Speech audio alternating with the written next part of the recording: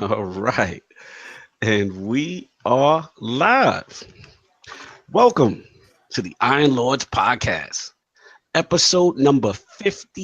And it's another glorious Sunday, and we are back from PAX East at the round table on the Lord's Day. And somebody got their mic on. Who got their mic on? Me, goddammit. Mute your damn mic. We've got Shenmue returning, PAX East impressions, the impact of Dark Souls, PS5 in the next console generation, God of War reviews, inside Xbox and backward compatibility to discuss. So we're going to get right into it.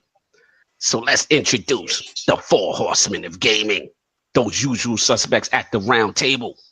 My co-host with the co-most, my brother from another mother, the difficult game conqueror, and the how of the young wolf. My man, Lord Attic, how you doing, sir? Pretty good. I do want to state that Kid Smooth is no longer the Bloodborne King. I am the Bloodborne King. What's up? Talk about it. Talk about it. I heard some things in these Bloodborne streaks you finished. I beat the expansion. I beat the expansion that everyone claimed I couldn't touch.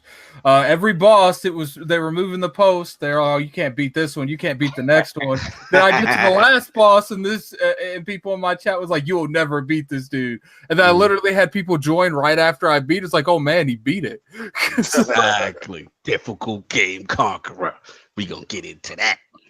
And of course, we have our most technical gaming lord, the solo gamer who lives for the single player selfish experience, and also the Sostradamus, Mr. Offline Profile Illuminati himself, my man, Lord Sovereign. How you doing, sir?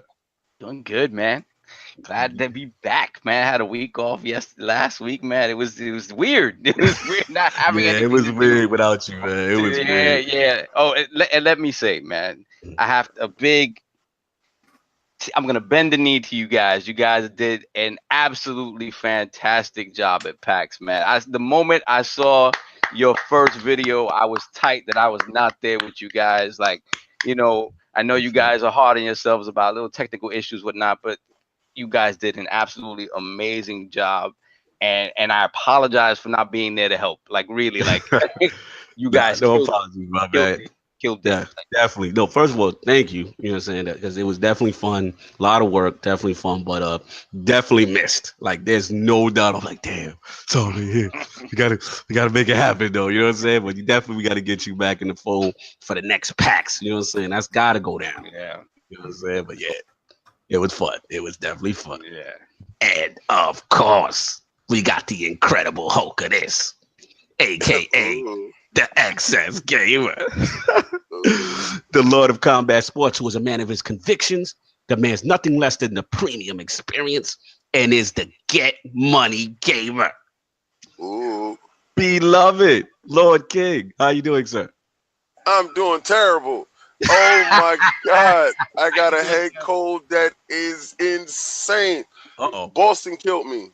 Like, yo, we was in PAX, and we got like deep inside the convention hall. We moving, we shaking, and we said, yo, all right, let's get ready to wrap things up, because it was like the first day or something like that, and it was little kids smoothing us, and we walking up, and it's snowing, and we have on hoodies. Some people had on a t-shirt. Shout out to the Iron Lord t-shirt. So, it took us by storm. I think that was the moment the sickness kicked in. Boston was like, welcome back, King. You're sick. You're going to take that with you when you leave. I got back home to New York, and it was just, one day I was under the rope so bad. I felt like Roy Jones when he got hit. It was just like both my feet was crossed. I was in bed. I was just being mad rude. It's terrible. It's still on me right now. Shout out to Mucinex. I want PC off of that Mucinex.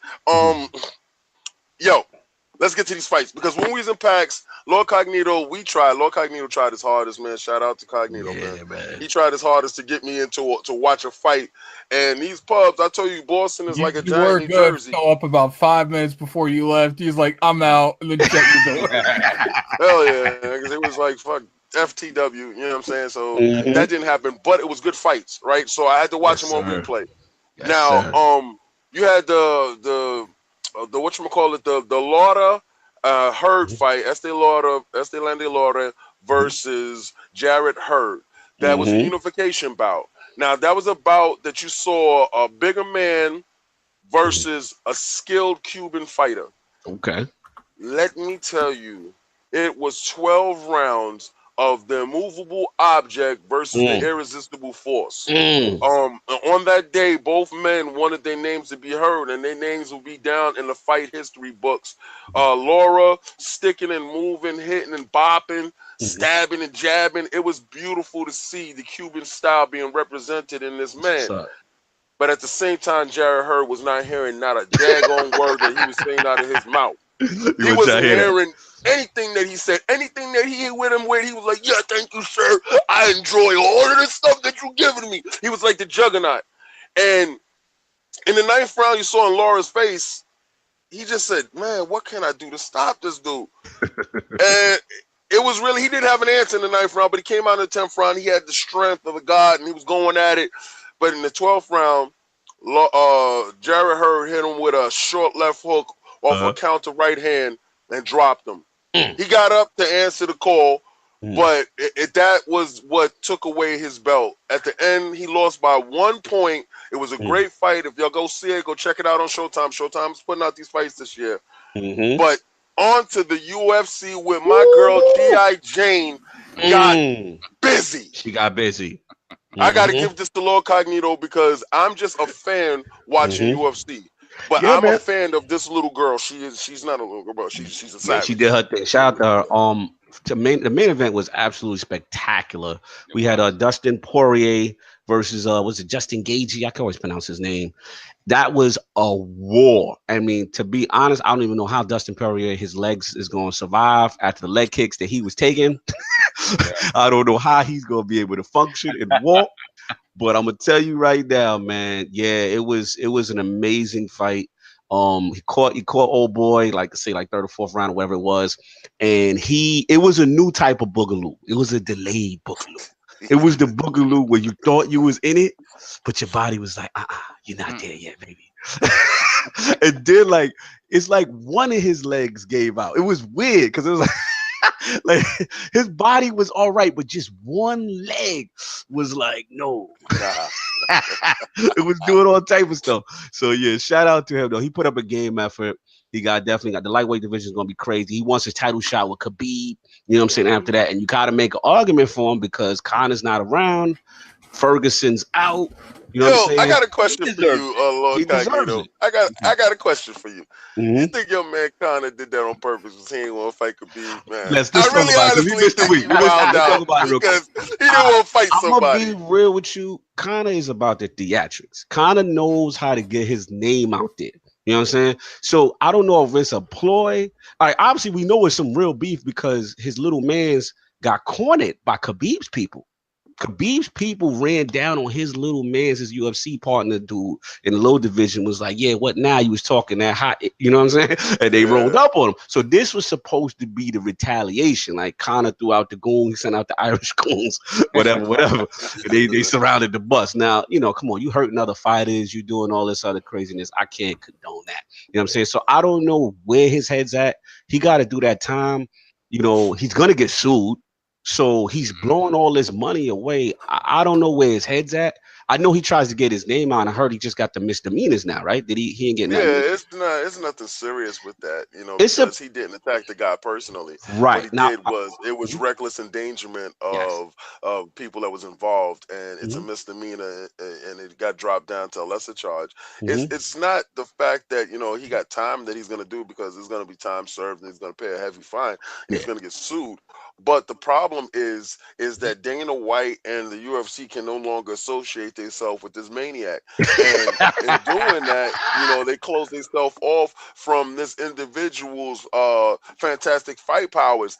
I honestly think that the fight with him and Khabib was a 50-50 fight. Yeah, and it is. I'm thinking Khabib that is his kryptonite.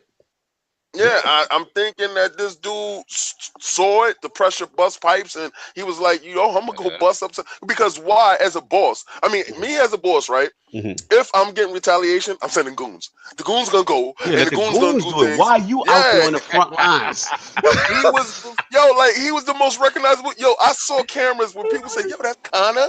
People on the bus was like, oh my God, that's Connor.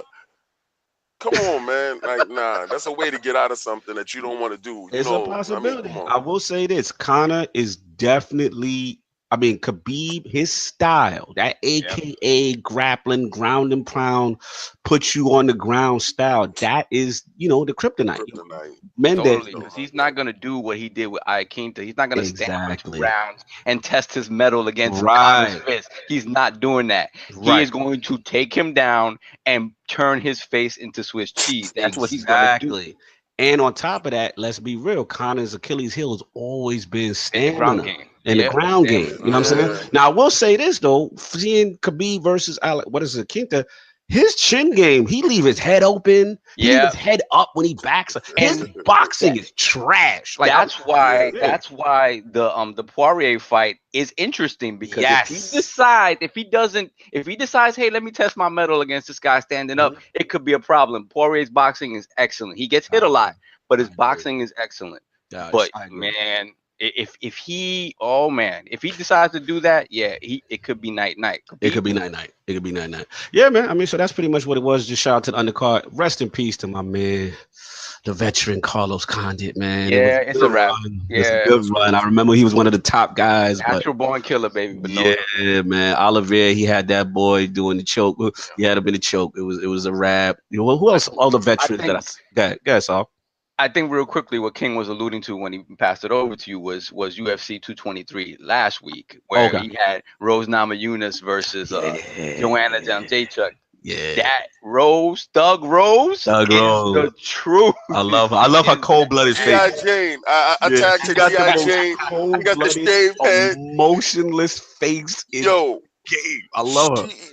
If you don't like know, a psychotic killer. If you don't know, you might think she's shook. Yes. Because she's so stoic. Yes. But no, it was just an absolute understanding of what she was going to do in that fight.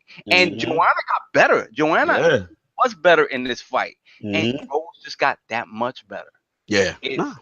It was just one of those things where it's like, I think it's a wrap. I mean, Joanna needs to do something different. Was on Make a Mask Saturday. She was making a mask out of her face. Did you see her face after? Yo, the only time I've seen a boxer's face look like that was George Foreman when he fought, I forgot this dude's name, but his face looked like a Halloween mask. I looked at her face and my heart sank at the end, and I said, man, somebody should have loved this kid more and said, stop the fight. You're stupid.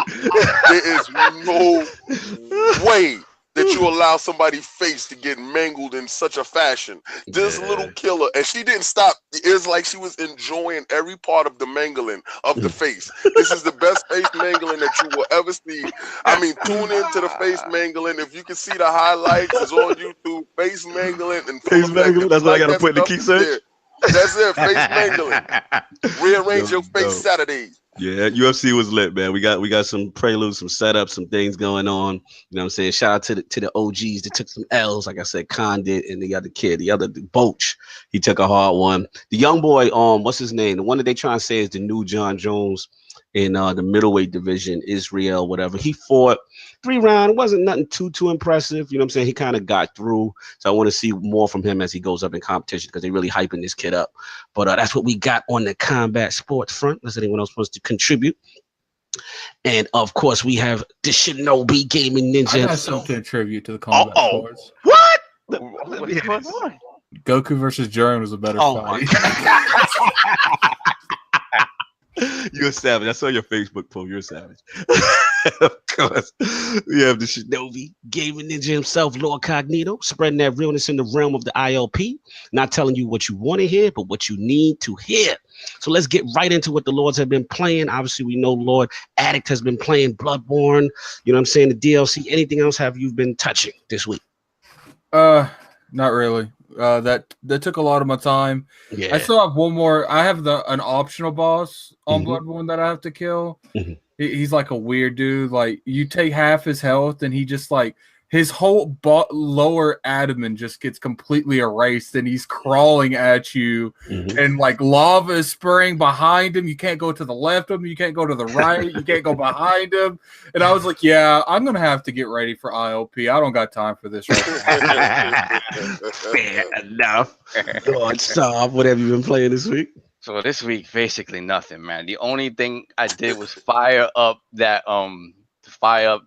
Red Dead in 4K. Ooh, Lord. Oh, crispy. The absolute best way to play that game now on this planet is with an Xbox One X. That game looks absolutely amazing. Anybody who's not played Red Dead, please. Cognito, please. I threw it on this morning just to see. I have to see it before I do the show. I I was like, woo! Wow. Lord. Yeah. Wow. And I see how I heard the DLC is even better. Oh, the Undead Nightmare is fantastic. Yeah. Okay. One of the best DLCs ever dropped for anything. It's so complete. It's fantastic. So that was it for this week. Last week, while you guys were away at PAX, I was able to play a little bit more Far Cry. That game is I don't care anything about the story, and people get mad because it was supposed to say something political and they didn't. I don't care. It's Far Cry. They know how to. They know how to make an open world murder simulator, and that's what that is. That's a straight murder simulator. and at that, it's fantastic. I will say this: that game has no chill whatsoever. There is beef in the streets at all time. If you walk on the road, be prepared for beef at all times. Like anytime I have to go from A to B, I take the scenic route through the woods. I'd rather get attacked by a puma or whatever, because if you take the road, right, you will get right. You walk on the road, right. So one of the trucks that belongs to the cult drive by 2 or 3 guys in it. They'll attack you, right. If you don't kill all of them quickly, one of them gonna set off a flare. And that's gonna bring in the reinforcements. Oh, he got the snitch mechanic. Oh my Lord. The reinforcements come. You'll have a couple of guys on ATV come. Then you get air support. Then you get guys dropping bombs on you from above. And then at the end of all this is from a small militia that has taken over a town. It's not a small militia. These guys are penetrating all levels of government. It's crazy stuff. So then at the end of all that, if you happen to survive, you're gonna get attacked by like a puma or a bear. They're gonna say, "Oh wait, what's going on in the street? Let's go." And this is every encounter. So that game is crazy. It's really fun. Forget about all that other stories, whatever. The game is fantastic. And I did pick up the Bad Dudes finally for the Switch, and I tell you, nostalgia is a funny thing. I had to believe something that it wasn't, right? It's horrible. It didn't translate well to the modern era. Oh no, not to experience that for Shenmue. Oh damn! Yo, I honestly think that when people get a hold of this Shenmue, just like Lord Addict just said, I honestly see like people gonna be like, "Oh, we got it." Oh no, I know that it is not gonna translate well, man. When it's you the first to do it, there's been very few games that I feel like have survived the amount of time that it's been out. If you've been out for more than 15 years and you go back, the nostalgia, it's not nostalgia glasses. That has took over your body. You've been nostalgia possessed to like that game. We're gonna get into it. Lord King, what have you been playing? All right, so you know I played absolutely nothing when we was at PAX. Yeah. I was trying to play my Switch. I brought my Switch with me, Mhm. but listen, walking around 12 hours a day on your feet constantly, doing this, that, and the third, and then in Boston, you know, you got to walk to any place because you know they Ubers. Let me shout out to the garbage Uber situation. Yo, Shout out yo, to let me Uber. tell you something. Yeah. I'm into premium. You know, yo, you saw you put Uber X and they bring up a beat up minivan. Wow. Yo, Really? yo, spending $35 on a beat up minivan. I'm not a fan of this. Something has to be stopped, and I'm gonna talk to the mayor of that little bum town. That can't be. That's not the wave. That's not the wave. All right. Sorry, You should have that's a seen the minor disgust rant. on him. We were Oh, sitting- I can no, imagine. no, okay. You know, you have to let me. Ask Addict. Did Addict like it? Did you like it, Addict? No, I didn't even like it. But Thank you know, And Addict doesn't Thank care about those things at all. no, Yo, you, he cared when he paid that $10 and he looked at it. when we sit there, I kid you not, like the when that minivan pulled up, we was like, yo, like that can't be in the pasta. So okay, that isn't it. So we're sitting there, and it turns out that it turned around and it showed right beside us, and D looked at us with the most serious face. Like, I thought he was about to be like, yo, I need another one. No, see ya. Send No, it back. Crazy. That was absolutely hard. Anyway, so I really wanted to play my Switch. I brought my Switch with me. I was like, I'm gonna get all these little Mario balloons. Nope, didn't happen. All right, so got back here and I played my Division 4K update. Insane. Shout out to Ubisoft for never giving up on not one game. They're gonna make you love them. They're the girlfriend that you didn't really want, but then when you got her, You she's ended up working married. really hard. Like she's doing dishes, she's cooking, she's cleaning, she's washing, she's doing everything. Baby, you need your toes done.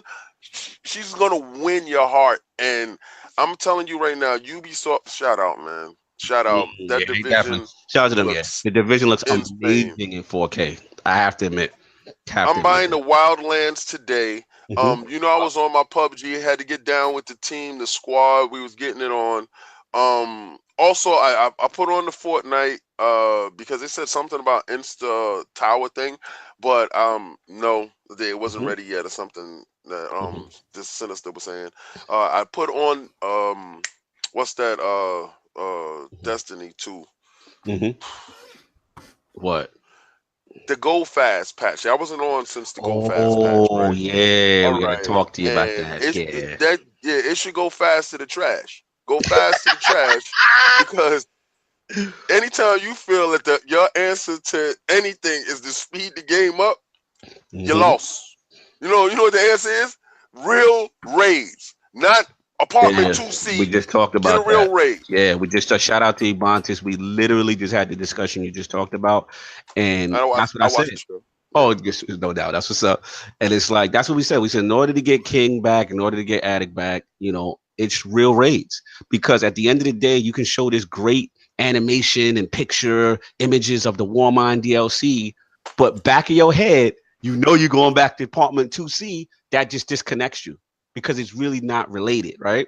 So yeah, trust me, we know what you said, and it's gonna be interesting to see how they handle that. You know, another thing it really does is it like makes the expansions like worthless. It's like I'm gonna do the core thing, and then like nothing else I do is gonna be relative to what we're playing. Exactly, and they've got to get out. And we had a discussion about it.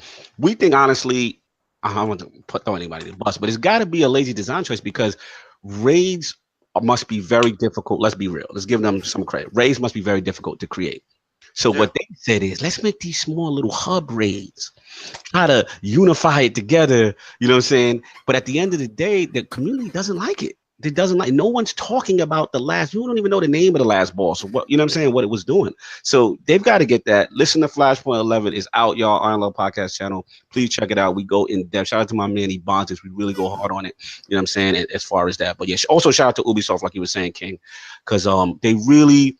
I like the fact that they really, even if their game flops at one of their joints, like they go back, they really spend the time, they listen to the community, and they, you know, it reinvents itself. So, Good to see you. He worked Fisher in hard. Wildlands, baby. Woo, that's Sam what I'm Fisher Yeah, back. I gotta play the Wildlands because I was looking at a video of it because I was curious because they did the Predator thing and they're doing like little things to pull you back in to get your curiosity popping, and the game doesn't look bad at all. Oh, And if you you in have the poor 4K? Woo. people, yeah, I mean they're working out here, and that's what we asked for, right?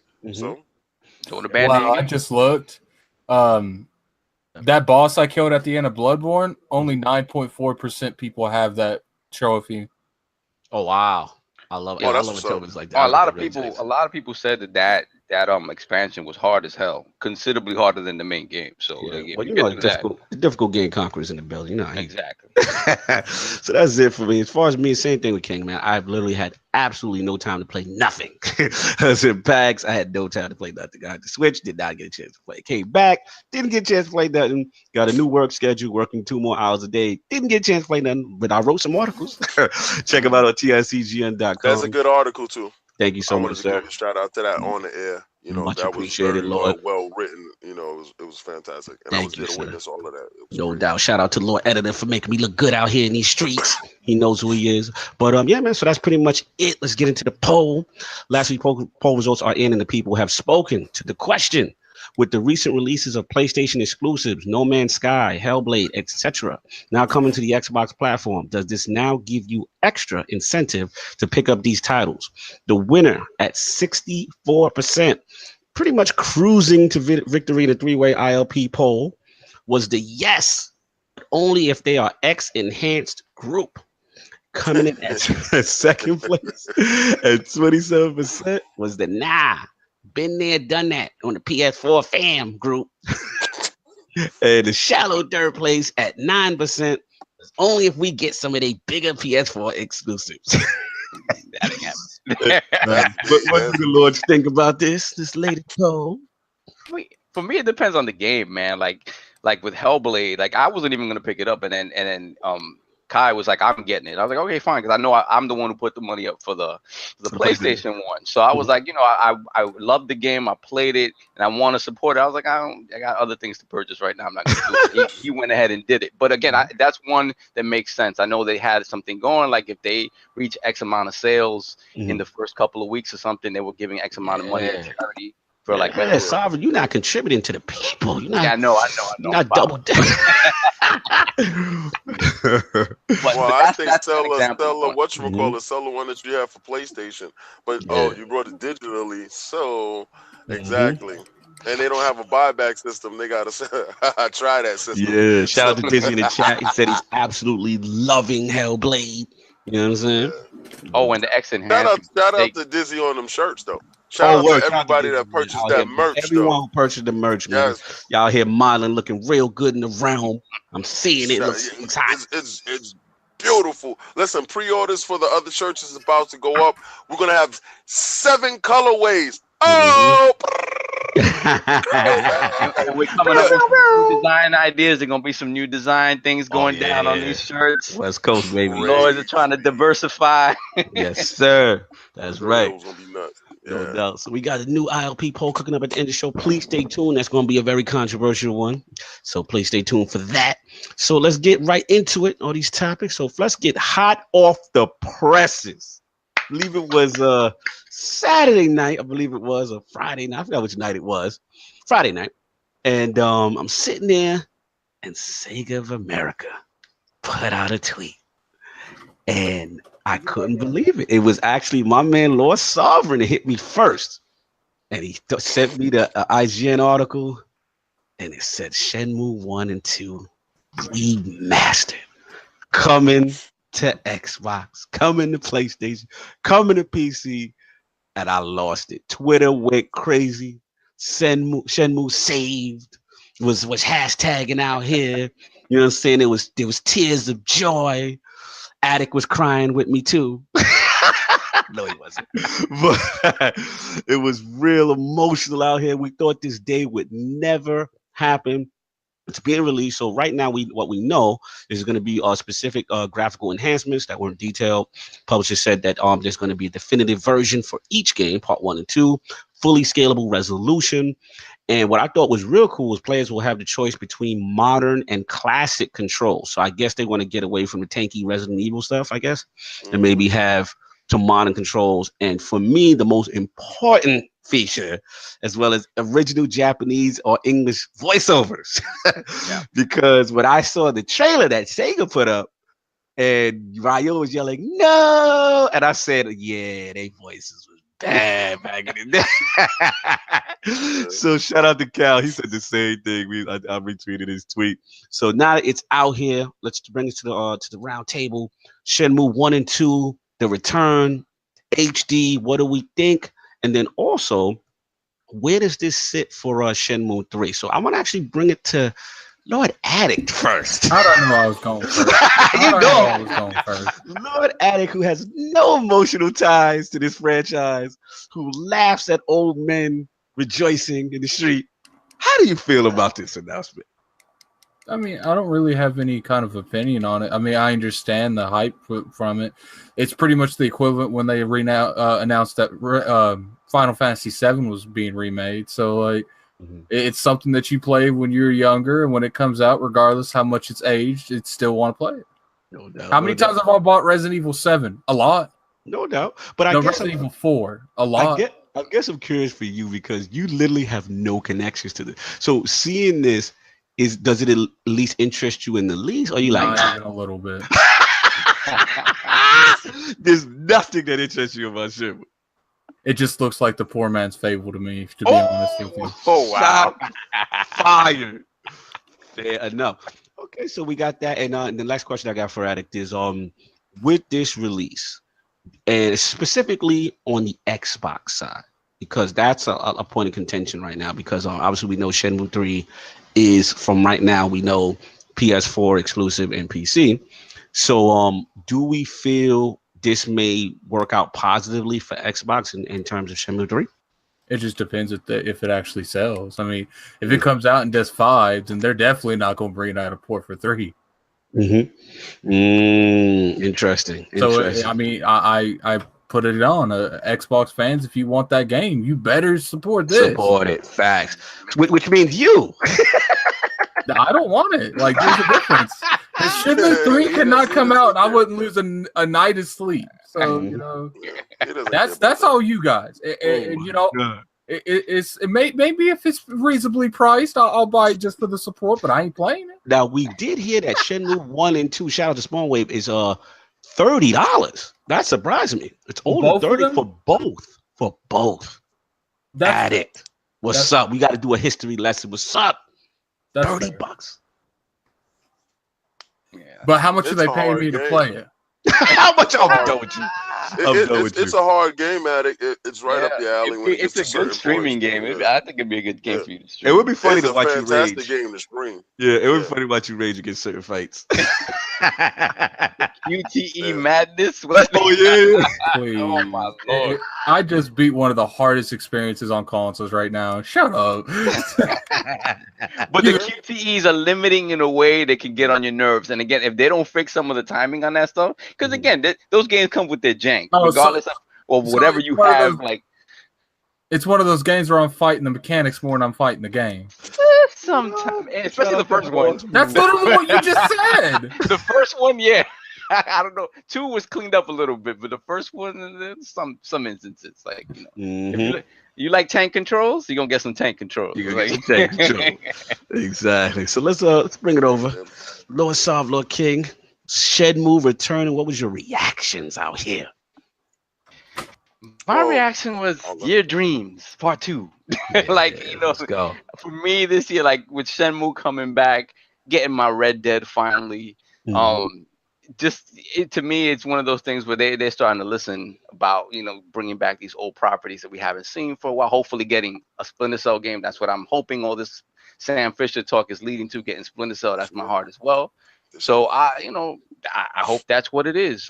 In terms of Shenmue, the only thing that disappointed me a little bit about the announcement is that it's not really a full remaster. Like, not they're upgrading, you know, resolutions and stuff like that, making it widescreen. But I don't know that we're getting like it's not getting No, that That you get the widescreen same means a crap. lot, though. You know, That widescreen you're means a getting the lot. same crap with up-res and no Mhm. textures Mhm. done over. I mean, listen, is it nice to to translate the assets over, upscale them, you know, to now? Yeah, fine. If people's clamoring for it, let's make a quick buck off of this. Mhm. We can change a couple of things on it. Mhm. Me personally, I'm going to get it just out of support factor. Am I going to play it? Probably not. Right. Because it's not something that I can say that I was looking forward to. I was something that I expected a long time ago, but the Right. noise got probably so definite in Sega's office that they said we can actually churn a buck on this. Mhm. Probably be digital only too. Mhm. So at that price point, yeah, it's gonna sell at that price point. I always It knew better. that Shenmue 3 was coming to Xbox anyway. Yeah, Mhm. it's just a matter You But of it's know, when still it's not coming. it's not officially confirmed, but it looks like, I mean, the tea leaves seem to be leaning your way, Lord Yeah, King. they I Because want think it's money. They coming. want It's money, it's so coming. I don't know it's about coming. launch, but it's Yeah. coming. yeah, I It's think it's probably not a coming. launch exclusive. I I mean, it's agree. I probably a think launch it. exclusive for PlayStation. Yeah, my gut tells me it's probably a similar situation to how, No Man's Sky, Hellblade things, it may be like that period of exclusivity, because we do know the publisher, I believe it was Deep Silver, Yeah. Yeah. they're the ones who actually, I believe, are going to publish it, I believe. And then THQ Nordic owns them now. They now hmm own them. So, and they've been THQ known to go Nordic is cross making platform. moves. Yo, THQ Nordic is out here, you know what I mean, in these streets. So that definitely bodes well for Shenmue's future as far as cross-platform. And I will say this, like King was saying, it's like, it's one of those things that that you put this out as, to get the fever up. Why do people love Shenmue? Yada yada yada. You got part one, you got part two, and then you can go right into the sequel. But like we were saying, it makes no sense from the Xbox perspective to give them one and two and not three. hmm It Well, I mean, makes they're going to do that to Kingdom Hearts. And listen now, break down the Kingdom Hearts thing for me, Lord. What's the deal with that? They're getting also one and two and not three. We're getting 3, but not 1 and 2. Okay, so you're getting the later version, but you're not getting the older version. Yep, and then Square Was it Enix is was going to it the bitch why one? Kingdom Hearts 3 didn't sell on Xbox. Wasn't 1 and 2 like exclusive to PlayStation or something like that? Mhm. Well, I mean, see, at that time, Mhm. PlayStation owned pretty much the majority of stock in Square Enix, so you'll never see any of those games at that time frame come out for Xbox. That's why you didn't see Final Fantasy X come out for Xbox or 12. Right. Mm. Because at So that then the time, expectation is that that game wasn't coming anyway. To be regardless, I mean, there's a lot of games that over a period of time, if it's owned by a certain company or distributed by that company, you're just Mhm. never going to get those sequels or those Yeah, prequels. absolutely. But yeah, like shout out to the chat right now. They go crazy. Shout out to Punch and Native going at it about shit. Here's the thing, y'all. For the people who obviously don't get it, and they look at it like, why these old OGs getting all hyped for this?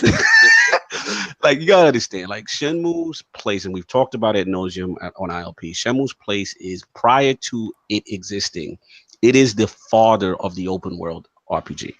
Mhm. And in reference to that, graphically, for what its time, for what it was doing, was outstanding, including having different game systems in it. So you had a fighting game inside the game, you had QTEs inside the game, and like I said, you had this open world cinematic with all this tremendous dialogue, all these great characters. So for it to finally come back, for which people thought at this point, we were getting to that point, like this thing's not happening. Because shout out to Dreamcast guy, he put out a video yesterday. Apparently there was one remastered that someone else did on their own during the 360 and PS3 era, and Sega did not greenlight it. So just to see it come back is a good sign. Also to see it get ready right before 3, you know what I'm saying, it's a good sign. It was just good to see the feels out there, the Sega kids out there repping, you know what I'm saying, wanting to see this thing, come back. Would I have liked the full remaster? Absolutely. You know what I'm Yeah, saying? remasters are better. Yeah, remasters are better. I mean, I will say that when it's something that you're passionate about, you want the full treatment. So I will say that. We'll see what happens. You know what I'm saying? I will support it. Go ahead, Soft. I see you jumping. As a Sega kid, yeah, it was just a lot of Sega love too. I mean, they announced Yeah. that Mega Drive Mini Mm-hmm. that so far is only for It Japan better be right now. done right. Yeah, Listen, they they were have a talking lot of about these. They have a lot of that. these little crap things that's out there from ATI or ATV or whatever the heck that Mm-hmm. thing is. And I have my hands. Salty, I what up? touched it. It's not. is not as nice as the Nintendo stuff that's put out there. So hopefully Sega, has that quality control through the roof, because Nintendo has that on Smash. Yeah, they specifically addressed that, because that was the question. Like, okay, they're using the base tech from those 8 games or whatever, and they say that it's considerably improved upon that. So the emulation is supposed to be much better. So hopefully it is on par with what Nintendo's doing, because that's the goal, right? I don't know that it's gonna be as hot as one of the, a Nintendo Mini and the NES SNES Mini, but I mean it has an audience if it's coming from them, and it's a good product. Well, last quick question before we move on. What do you guys think? I was catching my Switch gang, and they were in their feelings about this announcement. They were like, "No Switch." Like, Switch gang is a little upset. So what do we feel about Lord Attic? What do you feel about the Switch gang not getting any of these remasters? I feel like the Switch gang should be used to not getting games. So you're savage. We know that is not true. They've been getting games. They've been getting a lot of third parties and some actually getting the Dark Souls that's coming up. We talk about that in the topic. But it's one of those things where I think it's just, I mean, they gotta budget for it, and as well as the Switch is doing, you would think it'd be a no-brainer to put it on there. Maybe you get an announcement later, but it kind of doesn't make any sense not to put these games. These games are not so intense that they can't run on the Switch. So I don't really understand it. And like, for y'all me, want this on the Switch? I'm so sick and tired of you guys. Why does everything that come out? We need a Switch. Okay. We do not need a Switch for every goddamn thing, man. I'm so sick and tired of this, man. Are you gonna have it on your? Are you gonna support it and buy it? You just said you're not gonna play it in all likelihood, right? Yeah. And the same goes for me. I will, if it's on my Switch, I'll touch it. If I buy it on the Xbox, I'll look at it once, and then move on to something else. I support it. You're not making no sense right now. How am I not making any sense? You're out of control right now. Why? He said, did you see most of the indie games at PAX being ported to the Switch? Yes, I did, Sonaldo. That's what we're trying to explain to the king and Attic. No. I know for a fact. I was there. I bear witness to it. Them indies people, they are rocking, and a lot of those games exactly fit on the Switch. I like new experiences. Okay, on my Switch, I want to control new stuff. I want to have fun, like that Messenger game. Can I tell you this? Yeah, we gonna get it. Save. Yeah, we gonna buy it. Yes. But it's like you calling out the Shenmue stuff. That's nice. If it's $7, yeah, okay, whatever. Good. But that's $7. I spent on bad. I mean, they indie games better be $7, man. I don't look at them. I don't, man. What about Shout the Kai? What about choices? Why can't people have choices? There's no choice. Why have all the choice in the world? Choices there. Why have all the choice in the world? But why do we have to shoehorn it on? They had choices. They can do it. They have the capability to do it. I mean, look. They had choices. Like this is so hard to put Shenmue on it. Wrong choice. Like it's The Witcher 3. You trying to put on this. You go down, what Shenmue? Listen, I got the capabilities to walk in the middle of the street and get hit by a car. Do I want to do it? No. All right. So come on. But if the only way you're gonna get hit by a car is a Switch. What about Little Jimmy, King? Little Jimmy. You know what? Yeah, shout out to Little Jimmy. Little Jimmy, buy the Messenger. We got a bunch of selfish lords. Look, Little Jimmy shouldn't have bought a Switch anyway. So. I'm done with y'all. You should have bought the market leader, Little Jimmy. No, stop. This happens, man. We can't take it. About the market leader. There's no converting them. What I don't understand. Why did it bother them that? Yeah. Why can't I have it on the system that I know I would play it on? Yes. Why would? No. You know what you do? You get your tiki torch. Get your tiki torch and go outside and say, "I'm not buying it unless it's on the Switch. I'm not buying it unless it's on the Switch." You know what I hear? You know what I Jimmy. You know what I hear? Jimmy, y'all. You know what I hear when you guys say, well, I want to buy it because that's the only console I'd play it on. I hear you trying to justify reasons for buying a Switch, and you would only play these games on the Switch because you wouldn't even play it on a better graphical fidelity or anything like that. Because I'm playing brand new AAA stuff on that, and I don't have it. So you can't play this on that? Like, no, why does it have to be the Switch? It would fall to the side. It would fall to the side. It would fall to the side. It would fall to the wayside. And then that's not to say, and I'm the dumbass who buy it twice because I would do that. I'm a I'm gonna do that. I'm gonna support it on both. I feel you. This is too funny. Let's go to Punk. The chat is lit. Let's move on. You know, Addict and King. They ain't about that. Do it for little Jimmy, King. Do it for little Jimmy. Hashtag y'all. Y'all put it in the chat, man. But anyway, the Lords have returned. We're moving on. We returned from PAX East, our very first PAX East. And man, we got a lot to talk about. So we want to bring it to the round table. Obviously, Sav, you can watch from afar. No, I'm sorry. I'm gonna get into interview mode. I'm just gonna interview you guys. Yeah, you can interview. You can interview.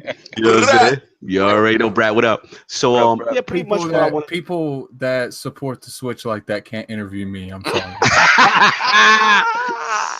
I'm gonna speak to them devs you was talking to. Yeah, I know. We're gonna record this, and we're gonna tell them how y'all really feel.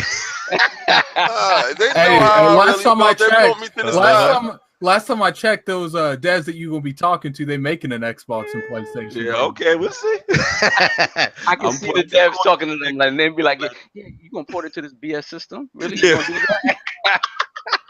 I want y'all to have that same energy in front of the dev. Look at the Switch, man. You know what the Switch? Only thing the Switch has been doing for me lately winning MPD is getting sacrificed Center of Redemption. Getting besides winning MPD. Oh, okay.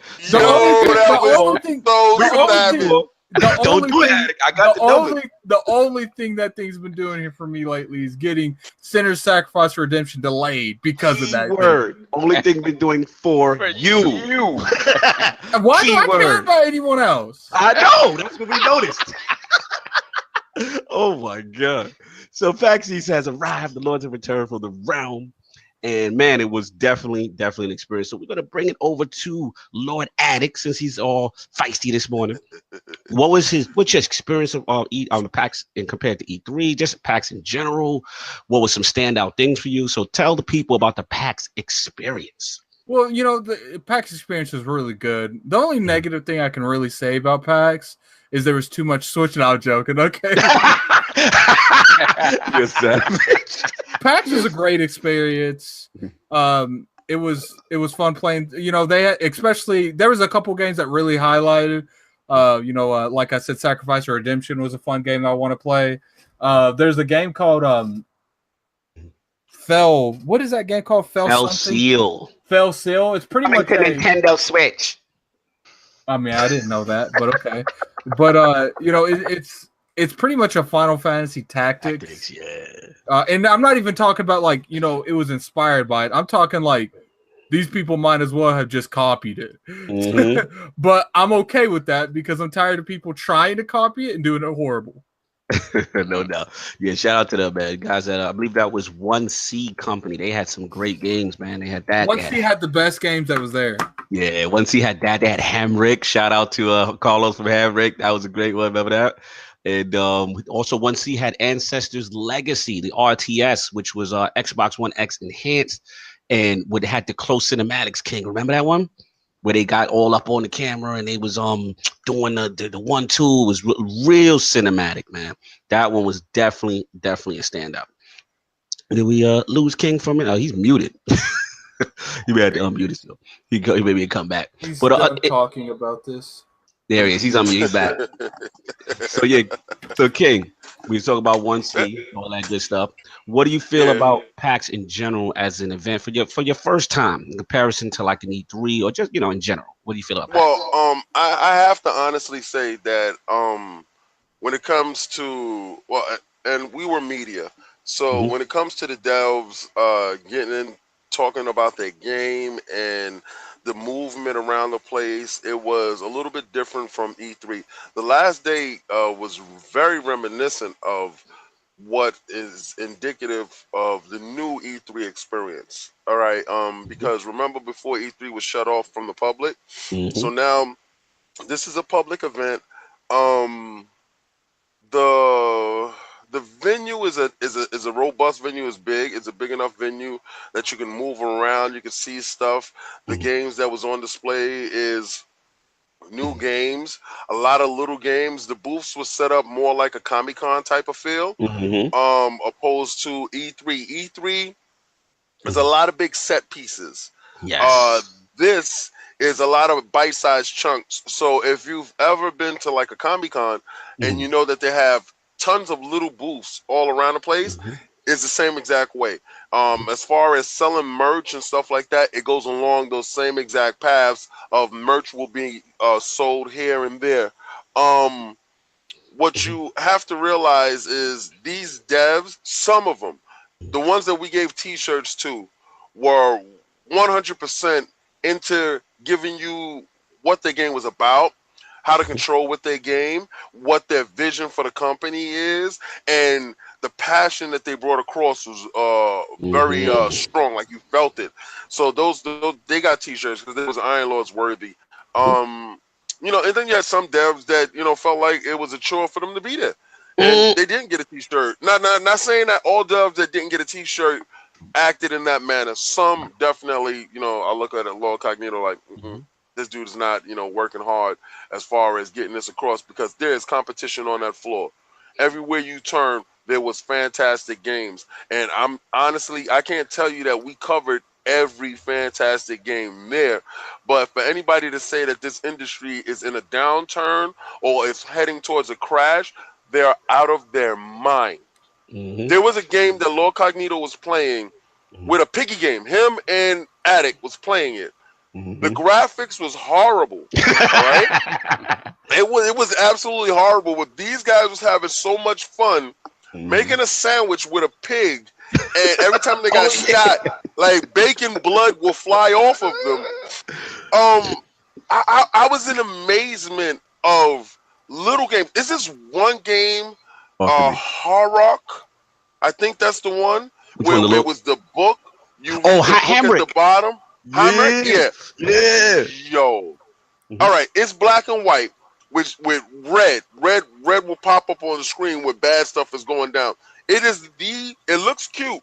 It is the bloodiest game I've ever seen. All right? Yes. It is. And it's so, the visceral feel of it, the fun, the things that it's doing, the change in mechanics from first person to third person to side scroller, it's worth it. And these little gems are here. So I know a lot of times y'all go after the big ticket items, but I'm going to tell you, there's a lot of indie games that are coming. 1C had the show for me. No doubt. 1C definitely had a tremendous impression, like tremendous booth, and King just nailed it, man. I think the whole thing, for anybody who's not gone, shout out to Gaming Perspective last night. That's what I liked about 1C is they respected us as individuals. Yes, like we turned around, their entire booth was filled, like every station, and I played the first game and turned around. They done cleared the entire booth so we could play all their games. Yeah, 1C was very accommodating, and it had just high quality stuff. You know what I'm saying? You said we had Fellsil over there, the Final Fantasy Tactics style game. You had Heimrich, which what King was talking about, that kind of thought it was going to be some cutesy adventure game with some cutesy character, and this thing turned out to be the most visceral, funniest game ever with all these different mechanics. And at one point, Attic is like, what mechanic don't you have in it? Like, you have action, you have first person shooting, and then he was like, oh, what, you gotta have a racing? And the guy's like, oh yeah, we have a racing segment. And we're like, yo. I know. So shout out to those guys. Also, I like Ancestors Legacy because I know Addict's a big RTS guy, Halo Wars and stuff like that. And one thing about RTS that I dislike is that RTS tends to always keep the action far away, and with good reason. You got all the units, you got all that stuff. But what they did, which was really cool, was whenever your units would engage, it would go into this cinematic style battle. And you really saw the pillaging. And remember, King, they were burning down houses. And the animation was sick. Yeah. Because he put it was called, what was it? Not Fight Cam. It was Cinematic Cam, something like that. Yeah, he had a name for it. Yeah. Yeah, it was amazing. It was amazing, man. Shout out to them. I want to also shout out for me. I got, obviously you seen the article, guys. Please support it. The links in the description. But like kind of like the 10 top sleeper ones. But also let's give a shout out to the big name guys, like State of Decay 2, y'all. Oh, woo! You know what I'm saying? State of Decay 2 was lit. First of all, shout out to Lord Fogey. You know what I'm saying? Richard Fogey, the crew, game designer. Also, level designer, Luis Yepes. Great guy, man. Got a chance to sit down and talk to those guys and schmooze a little bit. But, yeah, man, it was really cool. State of Decay looks absolutely fantastic. The level of detail on the characters. different zombies. King was recording me getting whooped by a zombie I should have ran from. Yo, it was Lord Cognito in the game. We had live footage of Lord Cognito. They got him in the game. If you go to the game, he's choosable. He's a character that he may spawn on your team. But it was him. Shout out to that zombie with the red eyes that was murdering him. King told me, and I did it. He said, Cog, do not mess with that zombie with the red eyes. I was like, this is like State of Decay 1, man. This zombie saw him from down the block. I said, yo, get in the car and get out of there now. Mm-hmm. He's like, nah, I'm going to handle the zombie. I said, yo, the zombie got to look in his eyes, leave now. He didn't do it. And that zombie proceeded to chew his face off. Yeah, the thing about State of Decay 2, which is dope, is that you really have that sense of fear. There's certain things you cannot handle by yourself. So that's the cool thing. He was showing us some base building, which was also dope. All the different mechanics of that. Choosing your leader. It's so deep with the RPG mechanics. And then also we got a chance to talk to them later. They're even giving the option. I'll give you guys an ILP exclusive. They're giving you guys the option to allow people into your group or reject people that you find into your group. And one thing that shout out to Lord Fogey, he was saying was that in a future possible DLC, those people that you reject could come back in some Negan type situation. Oh wow! Yes, because you have bad humans now, right? Now, yes, zombies. It's not just the zombie thing. So you got that, you got the resources, then you got this infection, blood plague thing. They've got all these new mechanics. Game looked phenomenal. Very impressed. And Lord Attic, remember the shooting mechanics? Remember how impressed we were with the shooting mechanics? Addict's there? Oh, he sleep? Lord sleeps back. Okay. Hit those likes, guys. Hit those likes. It's 39 of you in there. Let's rock. Please hit those likes, y'all. So yeah, man, it was really cool. All right, Dizzy says it doesn't let you bring it to your own world. No, here's how it works with the co-op. Basically, the way it was explained to me by Low Fogey is, Dizzy, if you got your crew, right, and you got your survivors, you're bringing in one of your guys from your world into my world, and he could get permadeath. So you better be very careful about who you bring into your friend's world. You don't be bringing your A+ dude all the time. Yep. Because he could be out of there. You know what I mean? So that's definitely something that you guys need to keep in mind. You know what I'm saying? And then also the progression of leader type skills. There was like Warlord and all this other stuff going on. And shout out to, like I said, our man Luis. He's also a Destiny guy. So we was talking with him. But yeah, he's also talking about how the scale of the worlds in comparison to part 1. So yeah, State of Decay, definitely. I mean, the cosign ILP seal of approval all the way on that. I want to also shout out Ashen. Did I miss anything? Oh, yeah, we're talking about State of Decay. I was going to talk to you about. I apologize. It's all good. We were just talking about how the shooting mechanics were and how impressed we were with that part. Remember, Lord Attic? The mechanics are so, because I just recently stopped playing. Mm-hmm. I've been thinking about streaming it, but I haven't really took that in initiative yet. Mm-hmm. They were so good where I was just playing the first one again. I was missing every shot because I was trying to use those garbage mechanics. Yes. And that's nothing compared to like the first one. The first one had extreme circumstances and it was being made. You know, it was an arcade game. It didn't even really have a whole lot of budget behind it. You know, it was great for what it was. Yes, absolutely. And what I liked about it too, King, was like you saw every bit of detail on the character. If he had a knife, he had the gun, everything was placed on your character, your level backpack. You know what I'm saying? Like the amount of detail on the character. That game made me break my Game Pass subscription. Yes. Yes. Because I know I was getting the game for free in Game Pass, right? Mm-hmm. But after seeing the game and seeing how much they completely changed a lot of things and added to it, I said, $49, I got to go all the way live. Got to do it, man. Got to do it. And on top, we get it to 4 days early. I can't have it out there in the streets, man. Yeah. Starve. I can't have it. Of course not. Of course not. Yeah, man. So that was that. Especially, since that's 4, we got to have an ILP stream, man. Oh, you already know. That's going down. That is going down. Have to. I've been waiting for that game for so long. So shout out to State of Decay guys. Fantastic. Showed us tremendous love. Got a chance to really go behind the scenes with the game. Fantastic. Also want to shout out a couple of names real quick out of the big guys. Ashen, you know what I'm saying? My guy, Derek Bradley, the creative director. He really sat down with me and I'll be honest, like I know I'm not going to get into your topic too much at it because I know we're going to talk about the Souls effect, but that one really surprised me. The cooperative aspect and what I like a lot of these guys are doing, they're really going cinematic with the storytelling. And he actually broke down like the whole thing about like going faceless, like because I asked him like, why the characters don't got no eyes? You know what I'm saying? Like, what's up with that? Like, purpose. He's like, yeah, this is purposely done. You know, that kind of thing. He breaks down how the seamless co-op and jump in co-op is, that kind of thing. And then he's talking about like the weapon progression that like basically like you can continue to level things up, even if it's like your level 1 club from the very beginning. Like if you had a passion for it, you can continue to do things with the progression in reference to that. So that really impressed me. Shout out to that. And then shout out to Addict. Code Vein, y'all. Code Vein. Woo! Let me tell you, man. It's soft. Did you see the video we put up with I saw the video. I saw the Code Vein stuff. Yeah. Yo, King, Addict, what talked about that Code Vein, y'all. What y'all felt when y'all saw that? I knew about that game going in, and then I saw Addict playing the game. Mm-hmm. Yes. This guy listen, let me tell you something about Addict. This guy is underrated. All right. I want 2 squads to go to E3. Honestly, this is my heart right here. I really want 2 squads to go to E3. I want Lord Kaibatsu to go to E3, and I really want Lord Sovereign there.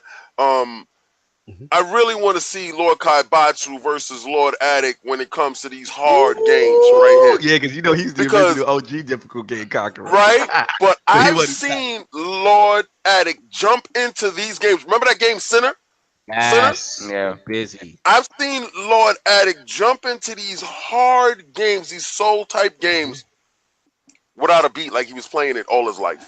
Yes. Like he was playing it all his life. It is this is I almost his beat blood type of stuff, man. I Almost beat that display for Sinner on my it was my first attempt. I almost beat that dude until he like rode like a Gorgon off his Zelda and killed me.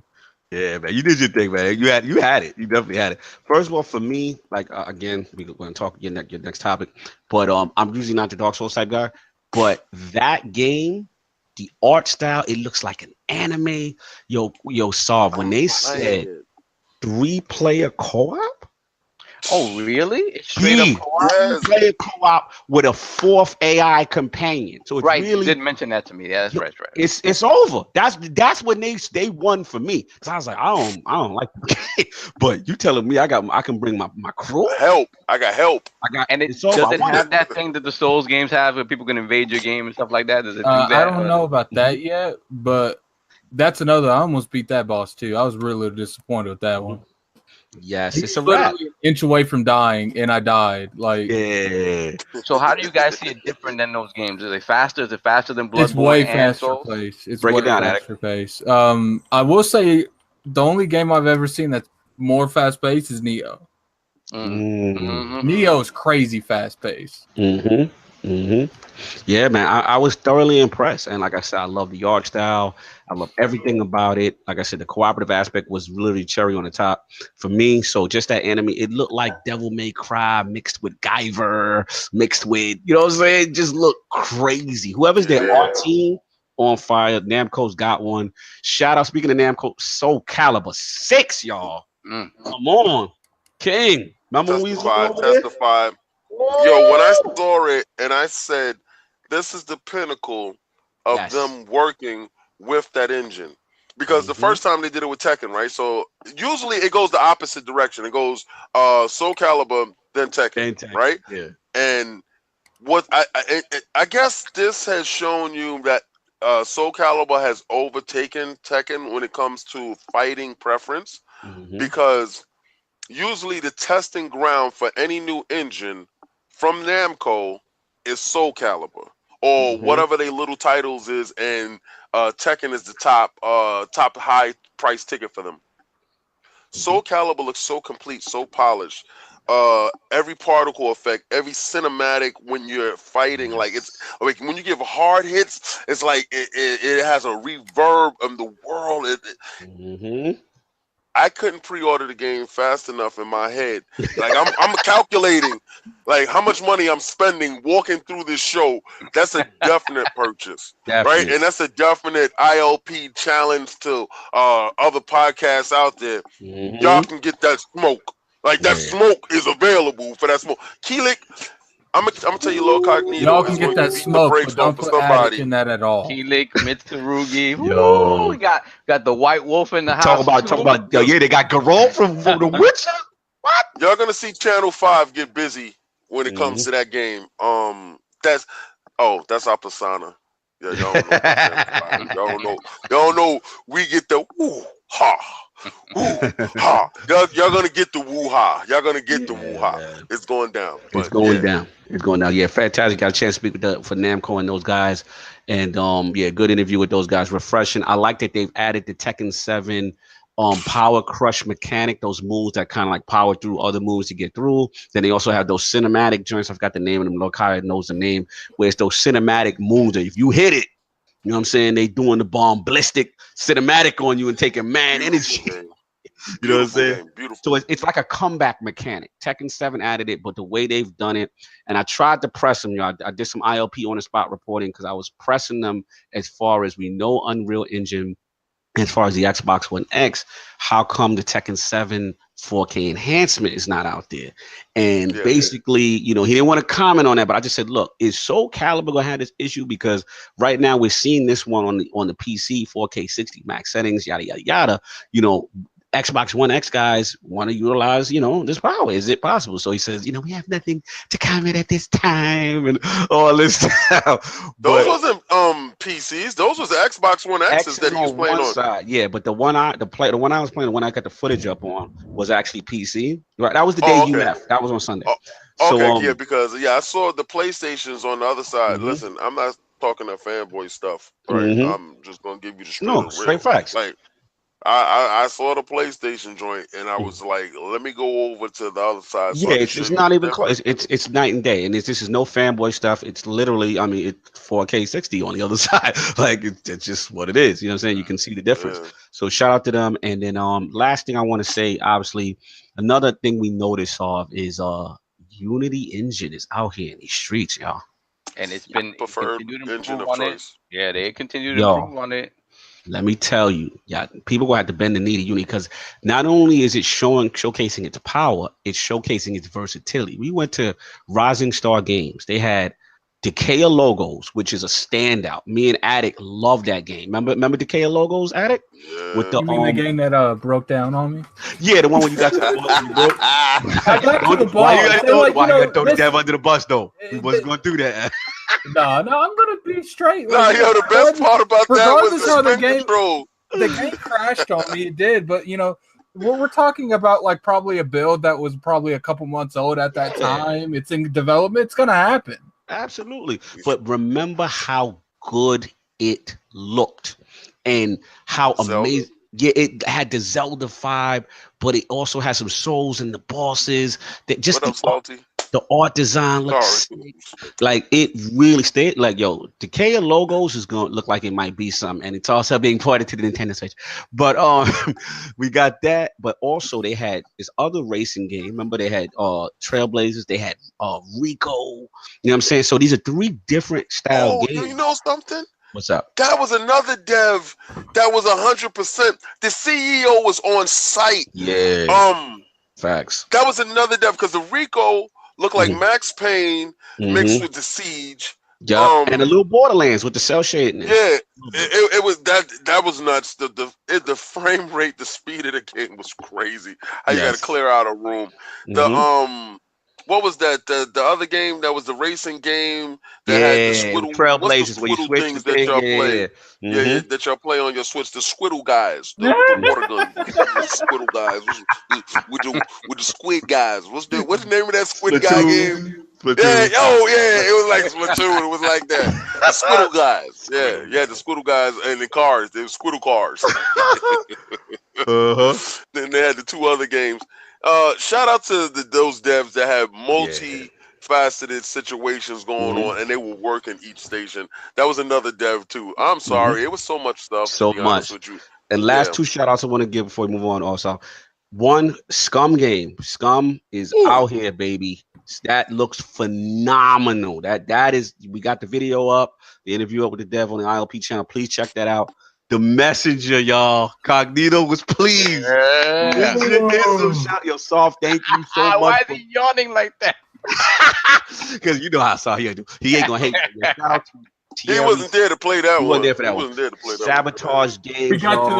We got to literally the game, and then he was like, "Well, this is our next meeting." I was like, "Well, I'm gonna go chill with Kid for a minute." We know. I'm gonna have Yo, Solve, they did it, son. They did it.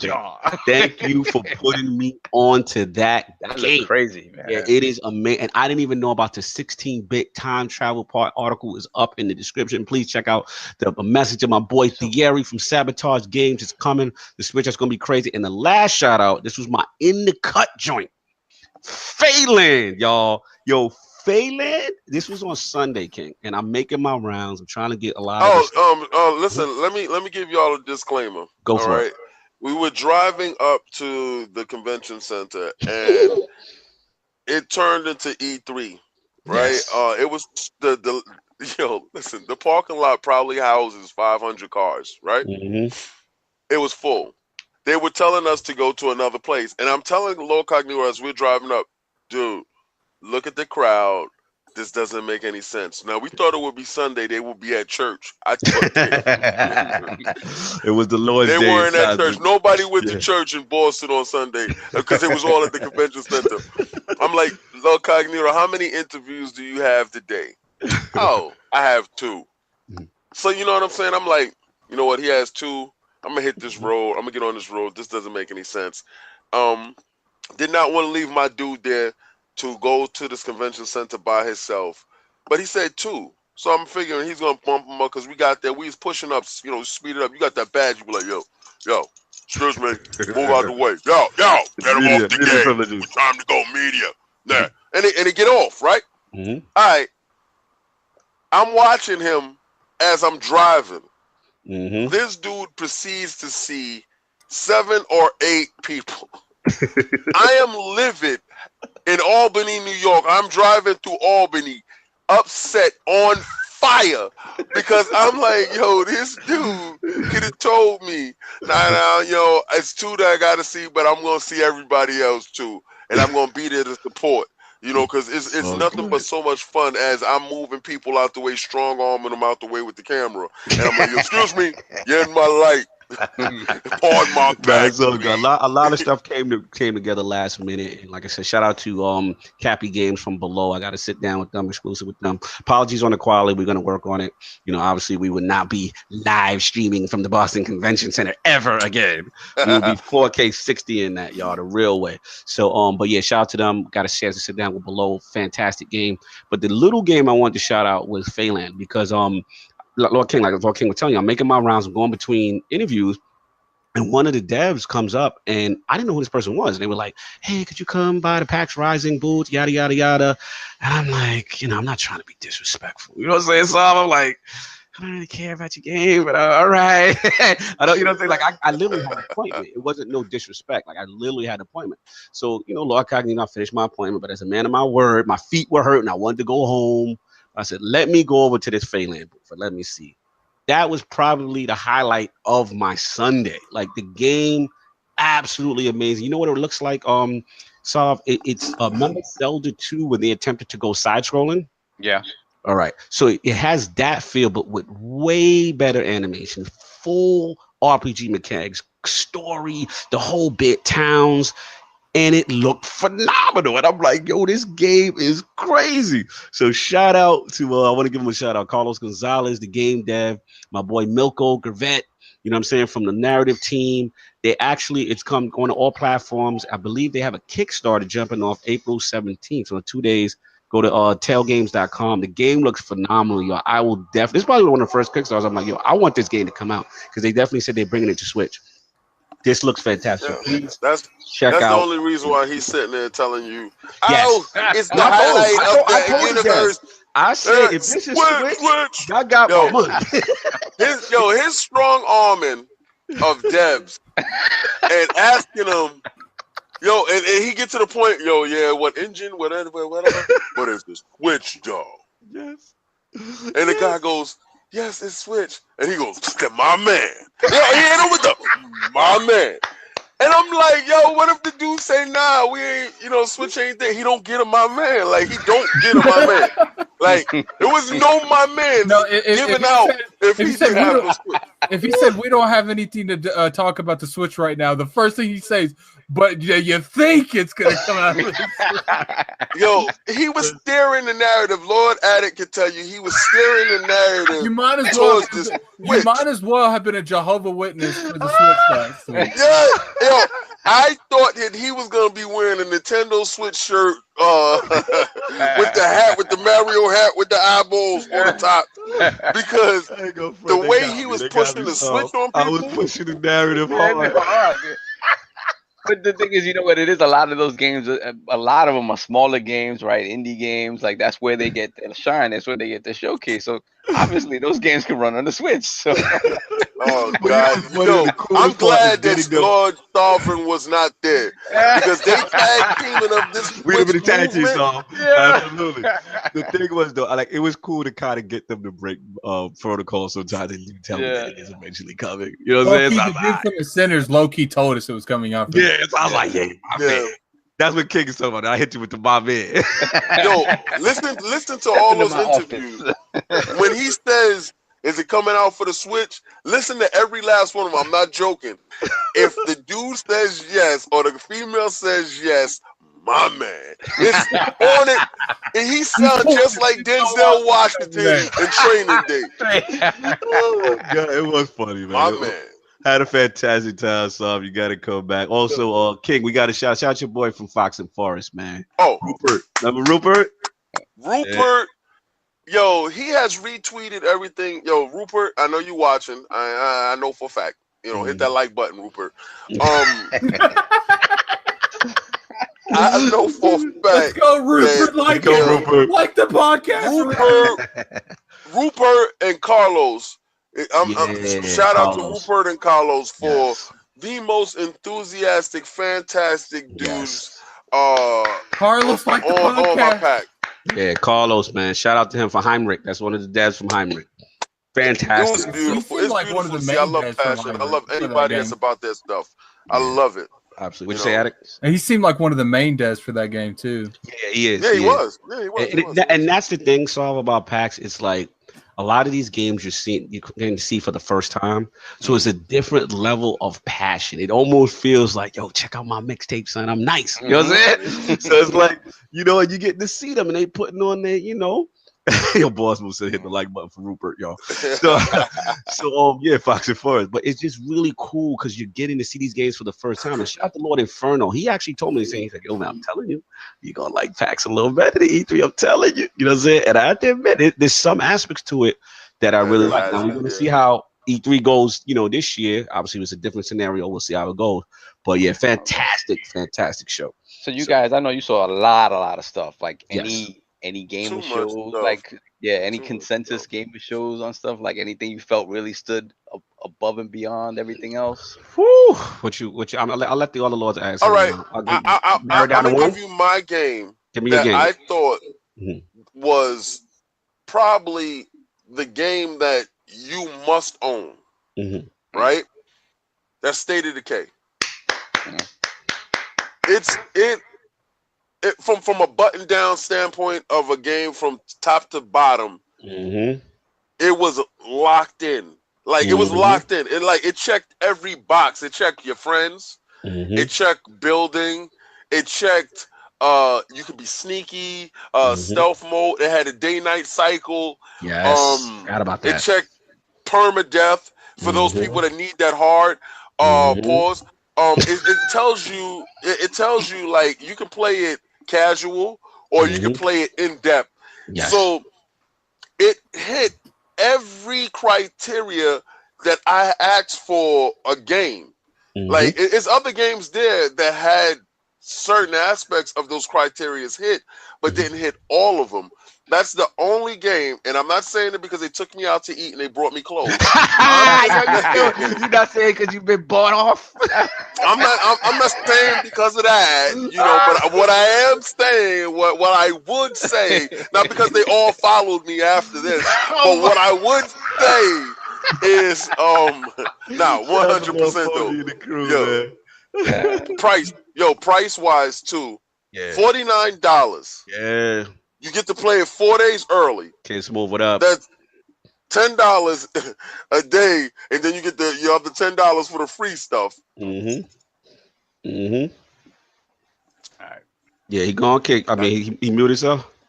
No, that's mine. That's okay. Now you cut out for a second. Okay. No, I'm sorry. Yeah, it's cool. Yeah, Attic, what was your PAX game of the show? Narrow it down to one. It would probably be that Fell game. Fell Seal. Wow. Woo! Wow, the dev is loving you right there. Okay, yeah, that's what's up. Wow, this is tough. My two finalists is probably gonna come down to. See, I don't want to count. I don't count State of Decay because I already know. You know what I'm saying? Like I knew, Yeah. I knew that from last year. You know what I'm saying? But I didn't know like this though. I feel you. So for me, no disrespect, State of Decay, I already knew that's a go. That was already on the list. I told the devs like last year I was disappointed when it got delayed because that was my personal E3 game for last year. So when they pushed it back, I'm like, all right. So for me, I gotta go Code Vein because I don't like Dark Souls games. You know what I'm saying? Shout out to Kid Smooth, shout out to Jazz77, shout out to Attic when we was all there playing, and I'm watching them and I'm like, I would play this. You know what I'm saying? Like that was the difference. Like Bloodborne and all that, I'm not into it. And I think it's just more of a, I was explaining this to Saul, like I don't like the atmosphere. Like everything is very drab, the colors are dark. Like Code Vein is the opposite. Code Vein is bright, it's anime style, it's just a very colorful world on top of not cutesy though, but like anime style. You know what I'm saying? So that is the sell. And then you throw co-op, it's over. You know I'm a sucker for co-op. So at that point, I was like, this is day one. So Code Vein surprised me in that sense. I didn't think how I would like it like that. And graphically, I can't wait to see how that's going to look on the X. That's going to look phenomenal. You know what I'm saying? So that's my joint right there. So any real question before we move on, Sov? Or we answered your No, man. interview? Like it just, I mean, again, like I can't wait to be there next year because I know that the whole aspect of the whole thing about PAX has always been more friendly in terms of like getting to talk to devs, being like they're really, really amped to talk to you. Whereas in E3, it just seems like everybody's running back and forth doing their own thing. Everybody's has shows scheduled and this, that. We wasn't media though at E3 Exactly. though. True, that's a difference. We got to see how that goes. It's the difference when you walk up at that badge in the eyeballs because they look at your badge. And nothing else. Yo, right? the funniest thing is real quick. It is real quick. Lord Addict in his first VR experience, I was happy that I was there for his VR. Listen, I went off site day one to do Oculus. I got to give a shout out to Oculus. Oculus had a whole party for me because it felt like I was the show, to be honest with you, because there really was nobody there. Shout out to Oculus.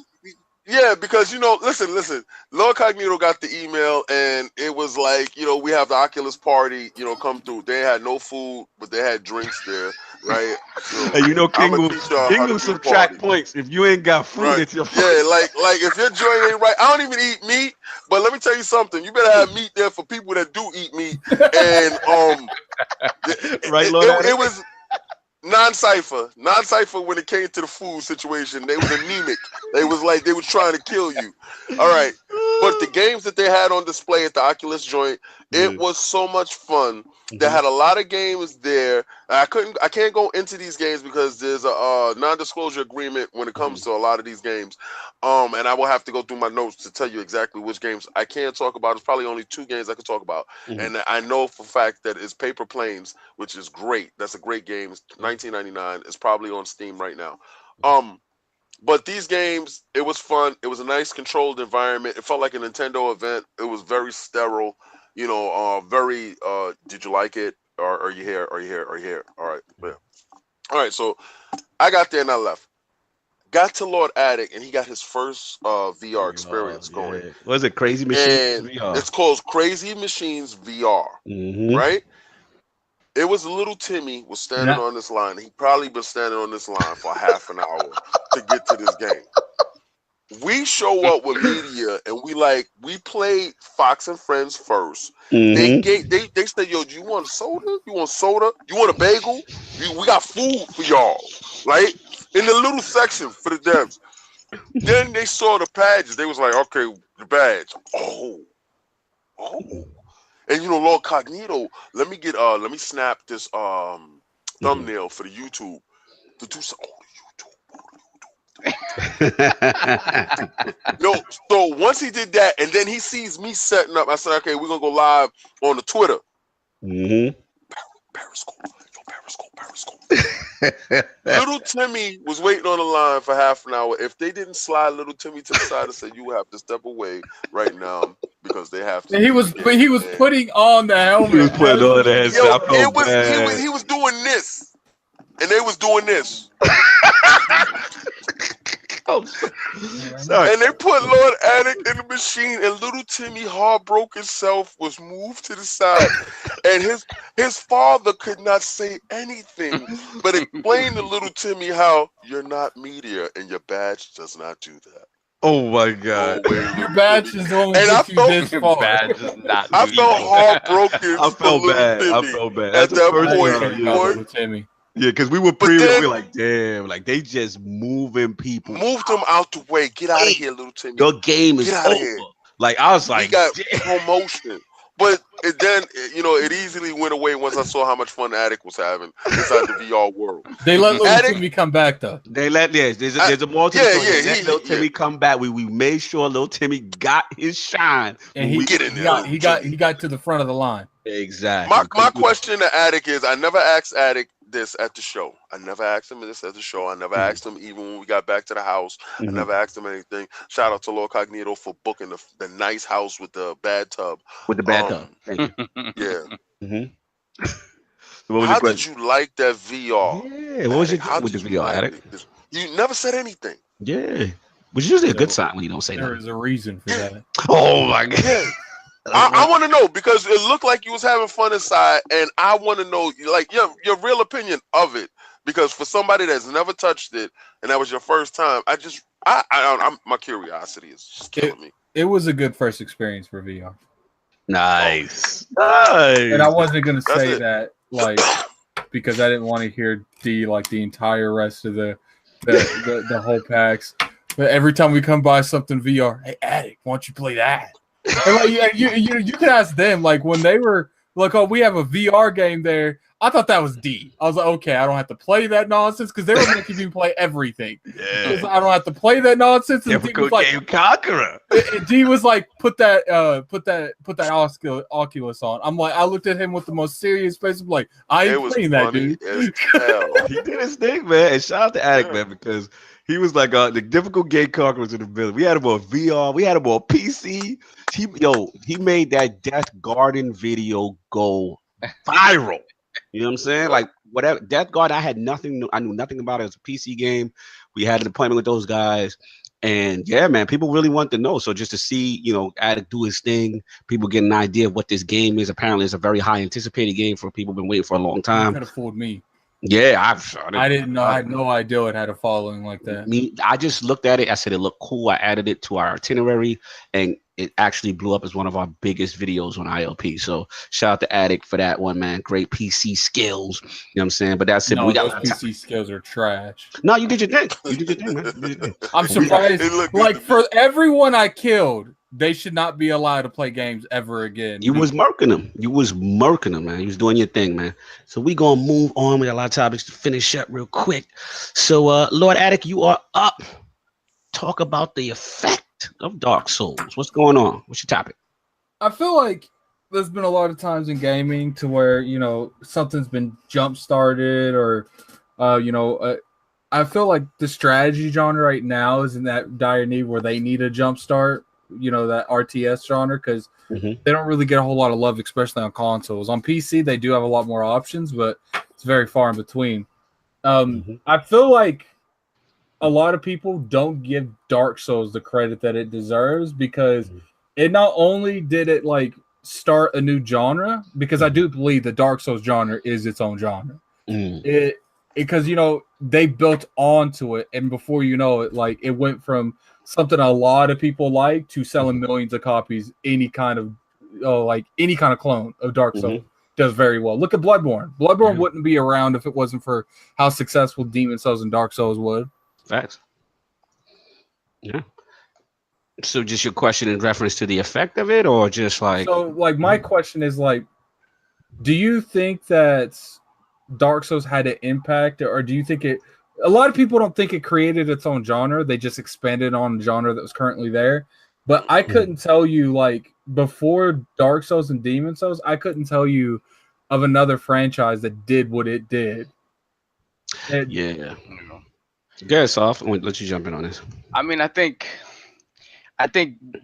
Demon Souls and Dark Souls, I think what happened was that they're the ones that kind of caught on, right? They're the ones that the zeitgeist caught on to them, and they were like, wait a minute, there's something really special about these games, like the way the world folds in on itself and everything is interconnected. And it was just one of those things where people hadn't seen something like that in so long. And then it was, even though those games were kind of rough around the edges when they came out, they were polished enough where the ideas that that got introduced in like Kingsfield, in Armored Core, like all of the old From Software games, all of those ideas were refined enough in in Demon Souls and Dark Souls where it finally caught on with everybody. And it just caught fire. So those games became like the zeitgeist around it. So yeah, did they come from a lineage of games that kind of started at doing that stuff way before? Yeah. But they do deserve credit because they were the ones that brought it to the mainstream. You know how I knew that it was real? Like, that this effect was real is what Zelda copied it. Yeah. Like Zelda, I think now, like when you look at like what God of War is doing, exactly, like everything plays upon that because people want more depth in their fighting, period. Like regardless of how you feel about how difficult the game is and how you want to play those type of games or not play them. I think everybody wants more depth in their fighting games. They want that you're gonna need to block, you're gonna need to dodge, you're gonna need to parry, you're gonna need to do all this stuff. It makes you more invested in the game. I think. And also it also gives that sense of accomplishment, right? Because when you beat a very difficult boss, you felt like you've been through something. You know what I'm saying? And shout out to Kid, you know what I'm saying? He got the Bloodborne stream done. And you know what I'm saying? I was dead asleep when I heard his ass scream out loud. Yeah. He was in the house of the Lord. Shout out to Kid. He's in the house of the Lord. He talking about I didn't want to wake King up. I really didn't care. You could have woke me up and I heard him scream, yeah! Like he was dying. I was just making sure nobody was inside the house murdering these dudes because my door was locked. So I listened. I was like, okay, he's not murdering nobody. Nobody's murdering him. All right, cool. All right, you understand? But I don't think those. Okay, let me say, there's been difficult games before this, right? But the perspective that they took the game in is the ratio of the character to the screen, right? They give you enough field of the screen to show you how you can move left or right, back or forward, right? So this way you're moving in omnidirectional plane and attacking the character. So you can attack the character from left, right, and rear when they lunge at you, move to the side. Those games are so damn hard for me. That werewolf in the beginning, somebody told me about the werewolf in the beginning was killing them of the Bloodborne and playing Bloodborne, right? When you first start the game, I never knew that you could run out. I never knew that you could run out and leave him. Okay, but I found that out now, so I can go back and play my game because I have Bloodborne, and I brought it because I'm a fan of exclusive IPs. If your system has these exclusive IPs, I'm gonna purchase. Now, when they did the Dark Souls thing, it didn't really talk to me. I played Kingsfield before. I don't view them as the same type of game. All right, I don't view them as that. I view these games as hack and slash, block and punch, type of games where you use potions to heal yourself every time you get bust upside your head. But when I'm watching Addict, and this is the turn for me that I saw at PAX, they're adding to it. Yes. It is a subgenre now that has turned into a main genre, and they're taking things to find out how we can mainstream this very difficult niche genre. Yes, right? That's what I'm saying. And that Cold Vein is probably the game I think that's in the direction of getting that part right. All right, I need help. All right, so if I can add 2 people with me and I have an AI character for backup, I'm gonna buy this game because I'm not playing. I'm not going through that Kid Smooth Lord Addict like Kid Smooth Addict stuff. I'm not built for that. Let me grab my They man. built for that. Yes. All right. So I think Cold Vein is going to show you how we can get this to the mainstream audience, because these games are selling on their own, but they wanted to sell Zelda numbers. Right. And I think Cold Vein will probably be that game that starts that the precipitation of the bringing that water in to that downpour of this game, making it to the main stage. Big time. Real quick, I want to shout out Santobert. We got some breaking news.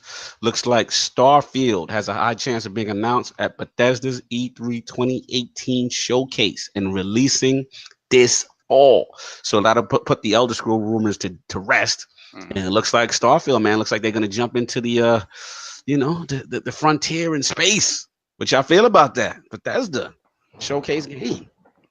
Could out Mass Effect. That's what I'm saying. Bethesda they got a shot, man. We all know Andromeda, fell on its face a little bit. So we're gonna see. What do you feel about that, King and Addict? King's not about it. You don't want Bethesda in space. Whatever. They've been everywhere anyway. I will be at the show to find out. So maybe the game it'll be good. Bethesda, they're on a can't miss anyway. So whatever. Addict, what do you feel about that, Starfield? Addict woke up and said, "What? What? Oh, sleep. Yeah, he back to sleep again. No, I'm here. I just don't care. Oh my god. Anyway, moving along. So so pretty much with the I agree with King's point as far as the the genre, as far as Souls Effect. I think it's a winning formula. I mean, just to incorporate it into your game, make bosses challenging, add a little bit of depth to the game. You see the wave is starting to create. What was that game? Addict, Sinners, Redemption. I seen Kid. Sinner's Sacrifice. We've seen Cold Vein has it. We've seen Ashen now. The genre is picking up. Shout out to Dizzy in the chat. Kingdom Come also. Kingdom Come. Yep. Kingdom Come. You know what I'm saying? Shout out to Dizzy, like he made it. That's the copy genre now. Like it's the Souls, it's the Battle Royal, you know what I'm saying? Like this is the new wave now. So I think we're gonna see more of it. My man Rand, what's good, baby? You know what I'm saying? Rand, what's up, baby? I want to say this. I don't want y'all to think I'll be singling anybody out. It's just I look inside the chat sometimes and I look over. If nobody adds me, I really don't look at it. Cal but in I the see building. people What's and I up, be baby? like, Brad. I see Cal and I see people and I'm just be like, yo, what's up? What's going on, everybody?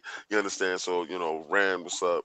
I wanted to tell you anyway. I wanted to hit you up and let you know that I've been loving your videos lately. Yeah, Rand's on fire right now. He's been killing. Shout out to Cal too, man. Killing it with the vids in the podcast last night.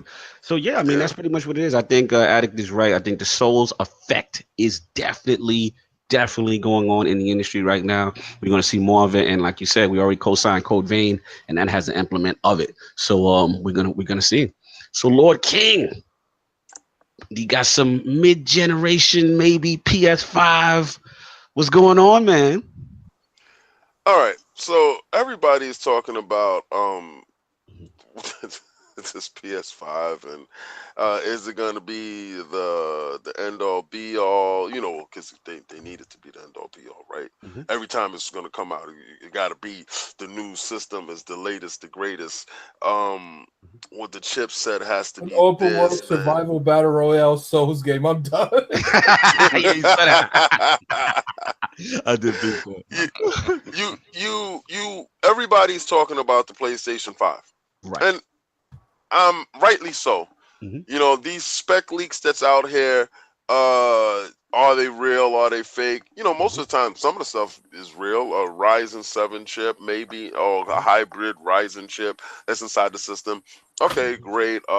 Custom API in there, and Mhm. custom GPU inside. Okay, of course, we know the stuff was coming. Mhm. Backwardly compatible is not true. I don't believe so. I believe that is diametrically opposed to their philosophy in that company. All right. What if they keep They the haven't AMD built. chipset though? If they keep AMD, then I they don't then they think. get it. I don't. They have been always known to squeeze a dollar out of you. Mhm. So I don't think that, and I don't think it starts now. Mhm. They didn't lose.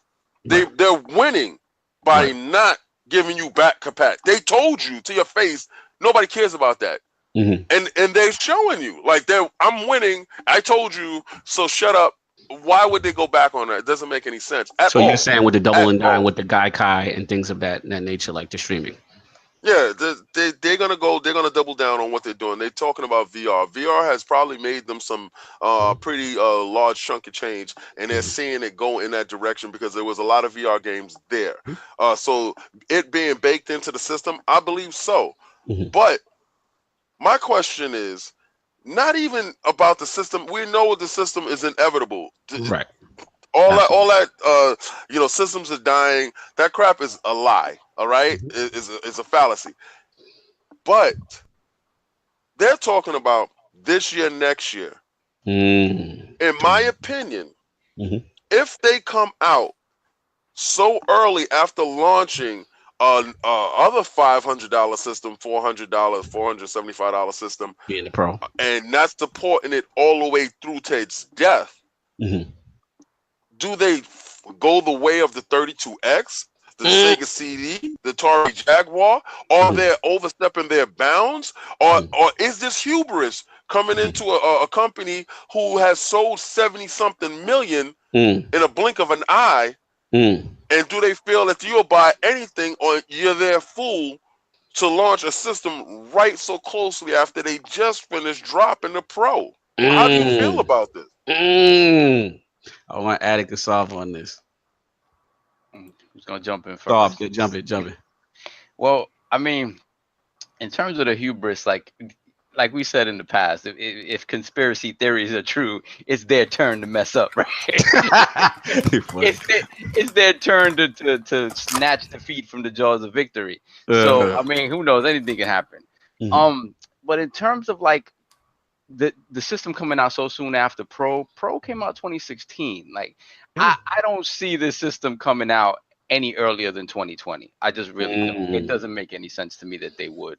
They have no reason to rush the system out, right? They want to make the system as powerful as possible while keeping the price low. I think their thinking would be, let's try to give the most powerful system we can give them at $400, which is going to be tough.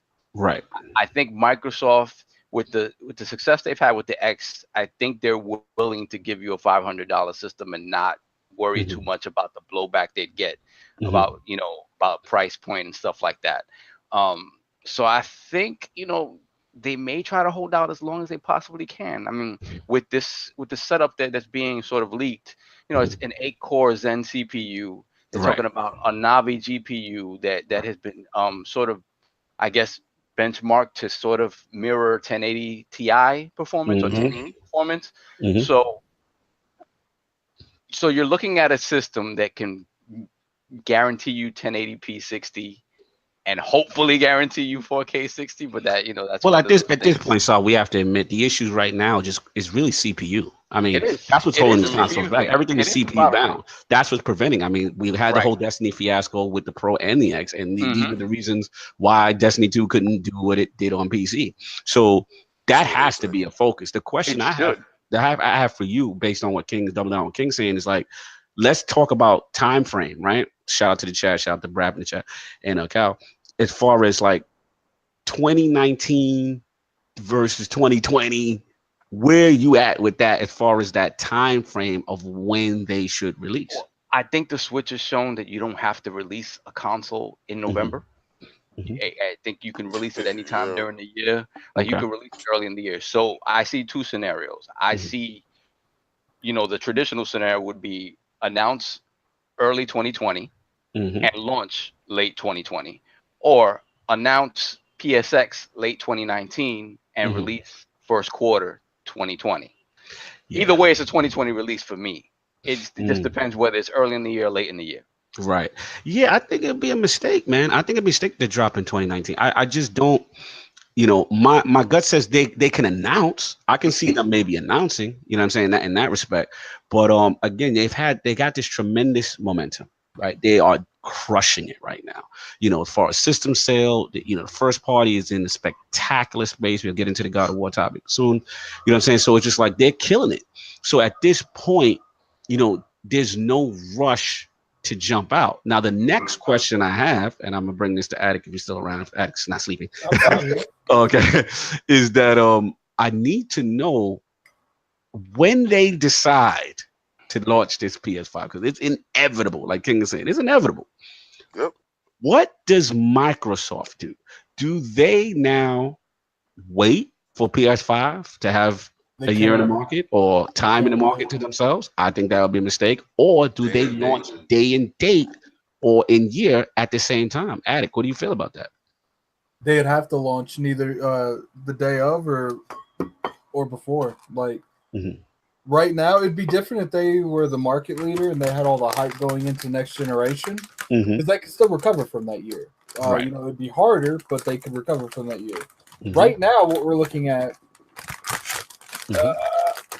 Besides some you eating stuff. Right now, what we're looking at is we're just looking at if they did that, what would happen. One thing is, do you think people would wait a year for the next Xbox console? It would be different if they can't afford that. If Xbox had been dropping heat the last couple years and they were just down because of the console, because they left the fence, they left the gate late. That'd be one thing. But we're not really haven't left this generation. I mean, Xbox hasn't left the generation yet with good content. Let's be real here. Like the State of Decay is the first decent looking game they've had in a minute. And Sea of Thieves, regardless how you feel about Sea of Thieves, it did get a lot of negative publicity. You want that publicity where the positive heavily outweighs the negative. And that's the kind of games they would need to be able to wait a year after launch, and they don't have it. They just don't. Yeah, right. I mean, the rest. I think this is the year of the heat, though. I don't care what. Shout out to Phil. I certainly hope, and Phil said it. I mean, you don't really hear Phil make statements like this a lot, but he said it. He's like, Xbox fans deserve better first party support, and specifically in response to what people have been saying about God of War. He said, Xbox fans deserve this. Yeah, shout out to Randy. Just put out a video. Obviously, the streets went on fire. I mean, if you saw Ryan McCaffrey's tweet, I don't know if anybody got a chance to see it. And he's pretty much saying since the God of War thing, Xbox fans have been clamoring for a first party masterpiece exclusive like that. And basically, he didn't even direct it at Phil. Phil actually just responded. He was just like, how long do you think these guys it will come? And basically, Ryan McCaffrey saying is like, look, that thing kind of took about 10 years since the PS3 era for them to develop that level of quality of a game that came out eventually in this generation, and that it would take Microsoft the same amount of time, which is probably stuff is probably being cooked up or it's in the works now. That basically what he's saying, most likely we're not getting that this generation. You know what I'm saying? So the reality is those kind of masterpiece games, it'll be at the very end of the generation. Right. Crackdown. Right. Crackdown. game of the generation. Crackdown. Definitely that good. No, What they need to do I'm wrong. Go ahead. is games that done really good. Not even really good commercially per se. Like games like Rise, they really need to try to get that because that has a name now. Yeah. They need to buy Cuphead.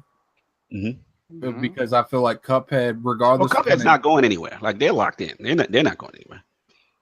People want to be excited about new IP. I mean, it's not the same impact to get a 10 out of 10 Halo anymore. They need to steal that same way that these dudes stole Dark Souls. They need to do Bloodborne. They need to do Gears of War Bloodborne. They need an ninja game. Just the same way I'm about to go in on this stuff that's coming up next.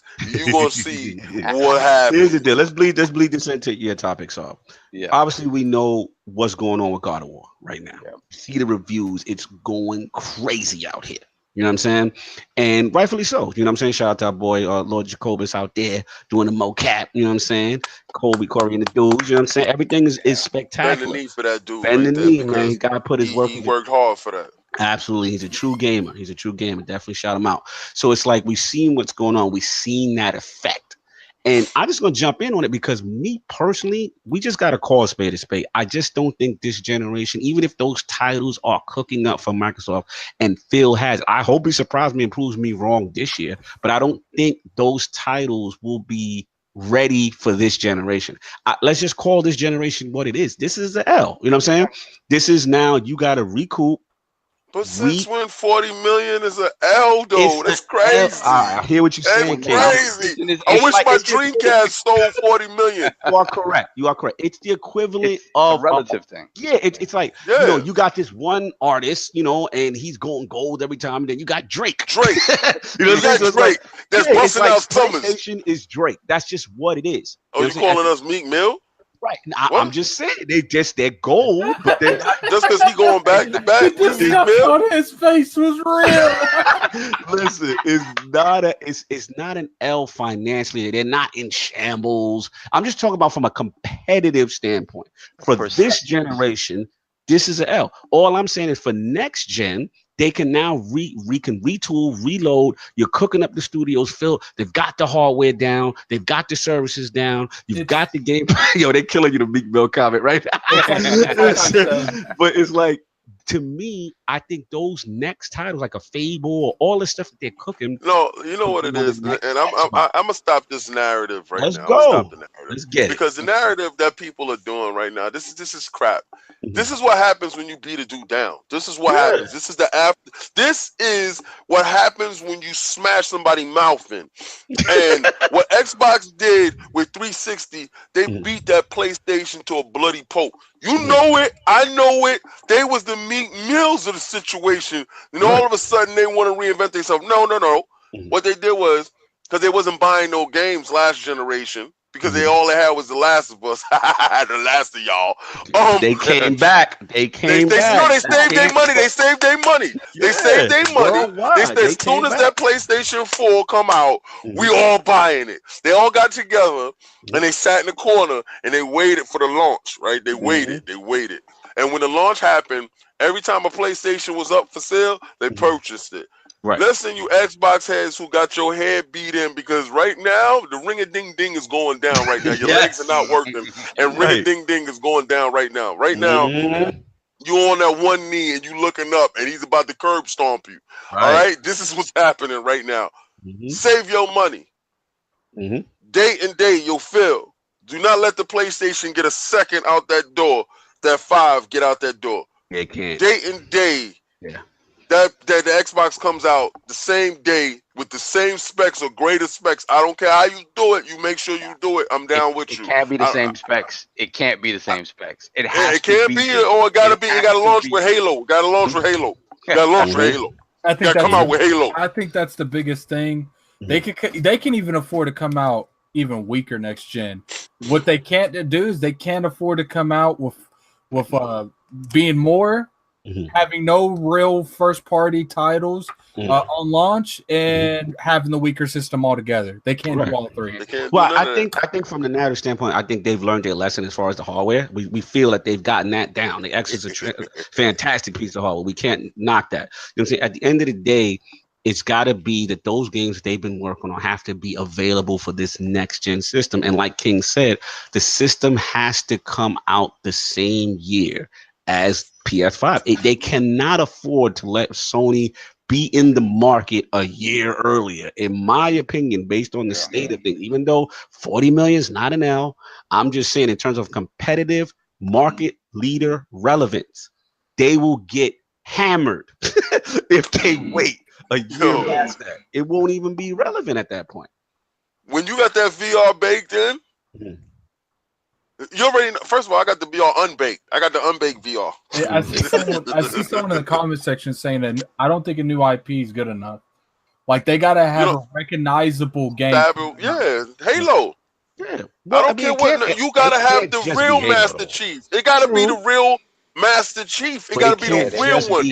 Not this joint that happened right now. It gotta be the kick-ass I don't Master even think Chief. Halo's enough. I think it has to be new IP stuff that you never seen, because let's be real, 360, the reason why 360 did what it did is we all know when we saw that Mad World trailer, remember, you saw Gears for the first, you've never seen anything like that before. I was like, but Gears didn't come out day and day. No, but at the same time, but these see, that's what I'm talking about. I'm just talking about day and date. I know they're gonna have I see where you're going. Yeah, right. I'm just talking about.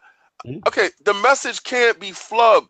Facts. The message was flubbed. They was talking about TVs and all this other crap, and people was all messed up. And you know, we have a clear vision now, to be honest with you, and he has got the narrative down. He's got the power aspect down. He has been smart enough about taking away certain things and allowing things to happen. Right. And a real boss builds bridges, not walls. Okay. And when Gears, God of War had his accolades, anytime that PlayStation has got any form of accolades, he has extended his olive branch to the point of, yo, congratulations on that. You know, stop all the fanboy narrative. That part has to be moved to the side because it's about games. That's what we're about. We're about games. All right, I'm getting it on Switch. I may bag on Switch. I got a Switch. I could bag on it. All right. I bag on Xbox too. Sea of Thieves. If you're by yourself, it's Sea of All right, so you really gotta understand. Like, it's not there. It's not there. It's not there. You gotta keep it 100%. And you know, I mean, y'all may think that all I play is PUBG because I'm on with Monkey Punch and these dudes. We be getting it in. It's just so much fun. I'm just with the team. It's just so much fun. No doubt. But you have to understand that it's going to take more than what they were giving at the beginning of this generation, which was uncertainty, underpowered, and forcing you to get a connect. There's no connect there. There's no uncertainty, and I don't believe that we will be underpowered. And I say we because my blood is green, because my team is on this side. Let my team go over to PlayStation. I'm be saying we over there. I feel you, man. Yo, Boss Moves is savage. He said Phil needs us to give us the Kraken Body DLC for C&D. I'm dead. Kraken Body. Yo, you know what? Boss Moves? You're not lying. You're telling the truth. I'm dead with That's you, Boss Moves. And like, you get a jump button in that God of War too. Get a jump button. Listen, at the end of the day, that's you know the DLC for y'all. The jump button. You stupid. To King's question, man. I think it is coming. I think Microsoft has to act. I think they're in position though. I do think that they will not make that mistake. And like Phil's tweet was saying, which was kind of like, look, services took time. You know, the hardware took time. You know what I'm saying? First, it's going to take time. So when I hear stuff like that, I brace myself to say, okay, I'm expecting to see more things probably for the future this E3. As opposed to, oh, this is going to be right now. I don't expect to see Fable released this year. You know what I mean? A lot of this stuff that I think that's going to be announced, and even on the PlayStation side, like shout out to the chat, you know, Ghost of Tsushima, a lot of this stuff I think is going to be PlayStation 5 stuff. You know what I'm saying? Last of Us, that ain't coming out for this one. That's not coming out. You know what I'm saying? That's just my opinion. You know what I'm saying? I feel that a lot of this that we are now prepping ourselves for the next major world war. I think the only game that might come out for this gen is that Ghost, the one for Sucker Punch. That's all. I don't even know, man. No way Last of Us 2 comes out for this. I would think, but I would think that they have Days Gone come out and separate it completely from The Last of Us 2 and Tsushima and Last of Us 2. Oh, I forgot about Days Gone. Yeah, get pushed out more towards the PS5. They'll both come out for PS4, but I think those are cross-gen, cross-platform games. Like I think, imagine a PS5 launching with Last of Us 2 and Ghost of Tsushima. Like imagine that. Yeah, shout out to Tolbert. He's saying he thinks Last of Us is still more likely for PS4. He still thinks it's coming.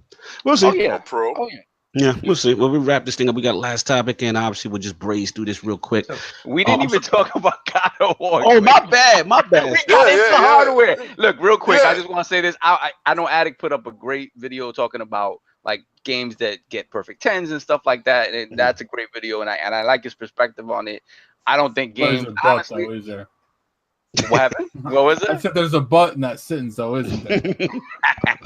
I got that, but I'm waiting for him to talk about it so I can give y'all the real.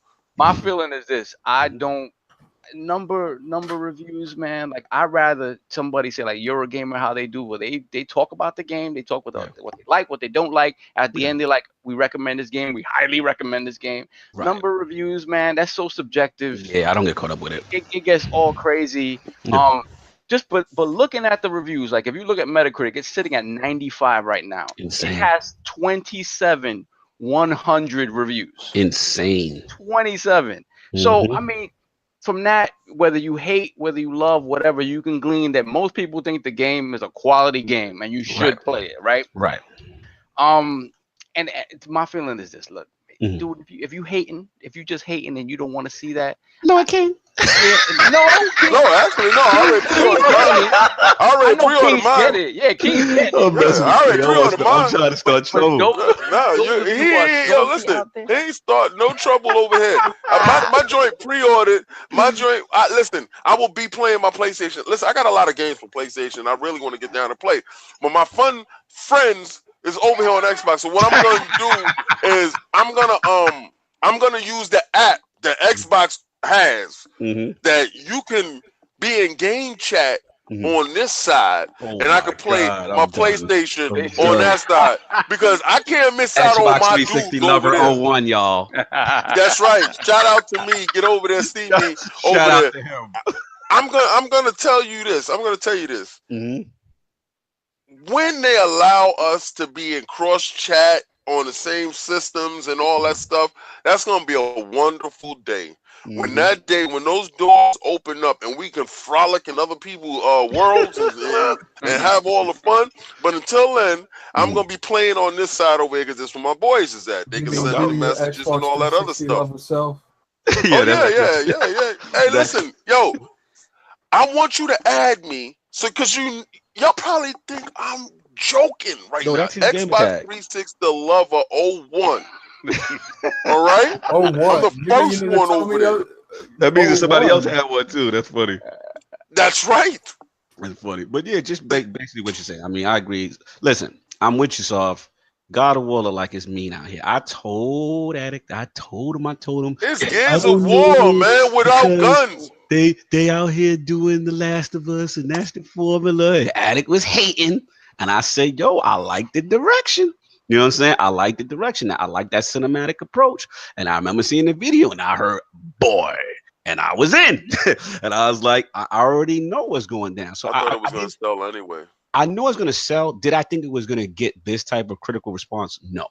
But I'm there day and date, and I'm just like you. So I'm like, I don't get caught up with the hyperbole of 10s. You know what I'm saying? It's the same thing. This reminds me of when Zelda came out, right? And everybody's like, yeah, 10, yeah. And I'm like, until I play it, because I'm the harshest critic.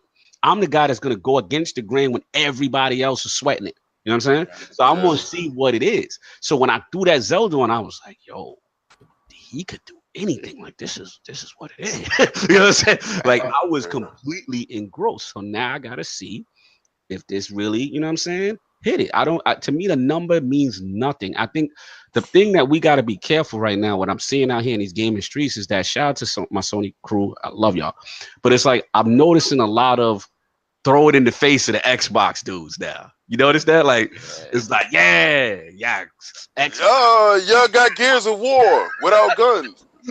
All right. And I'm just like, dude, at the end of the day, if you're a multi-console owner, you have everything. It doesn't matter. But even if you're not, it's like, why can't you just enjoy that this is a great game? You want to play God of War and you got Xbox? Yeah. You want to play God of War right now?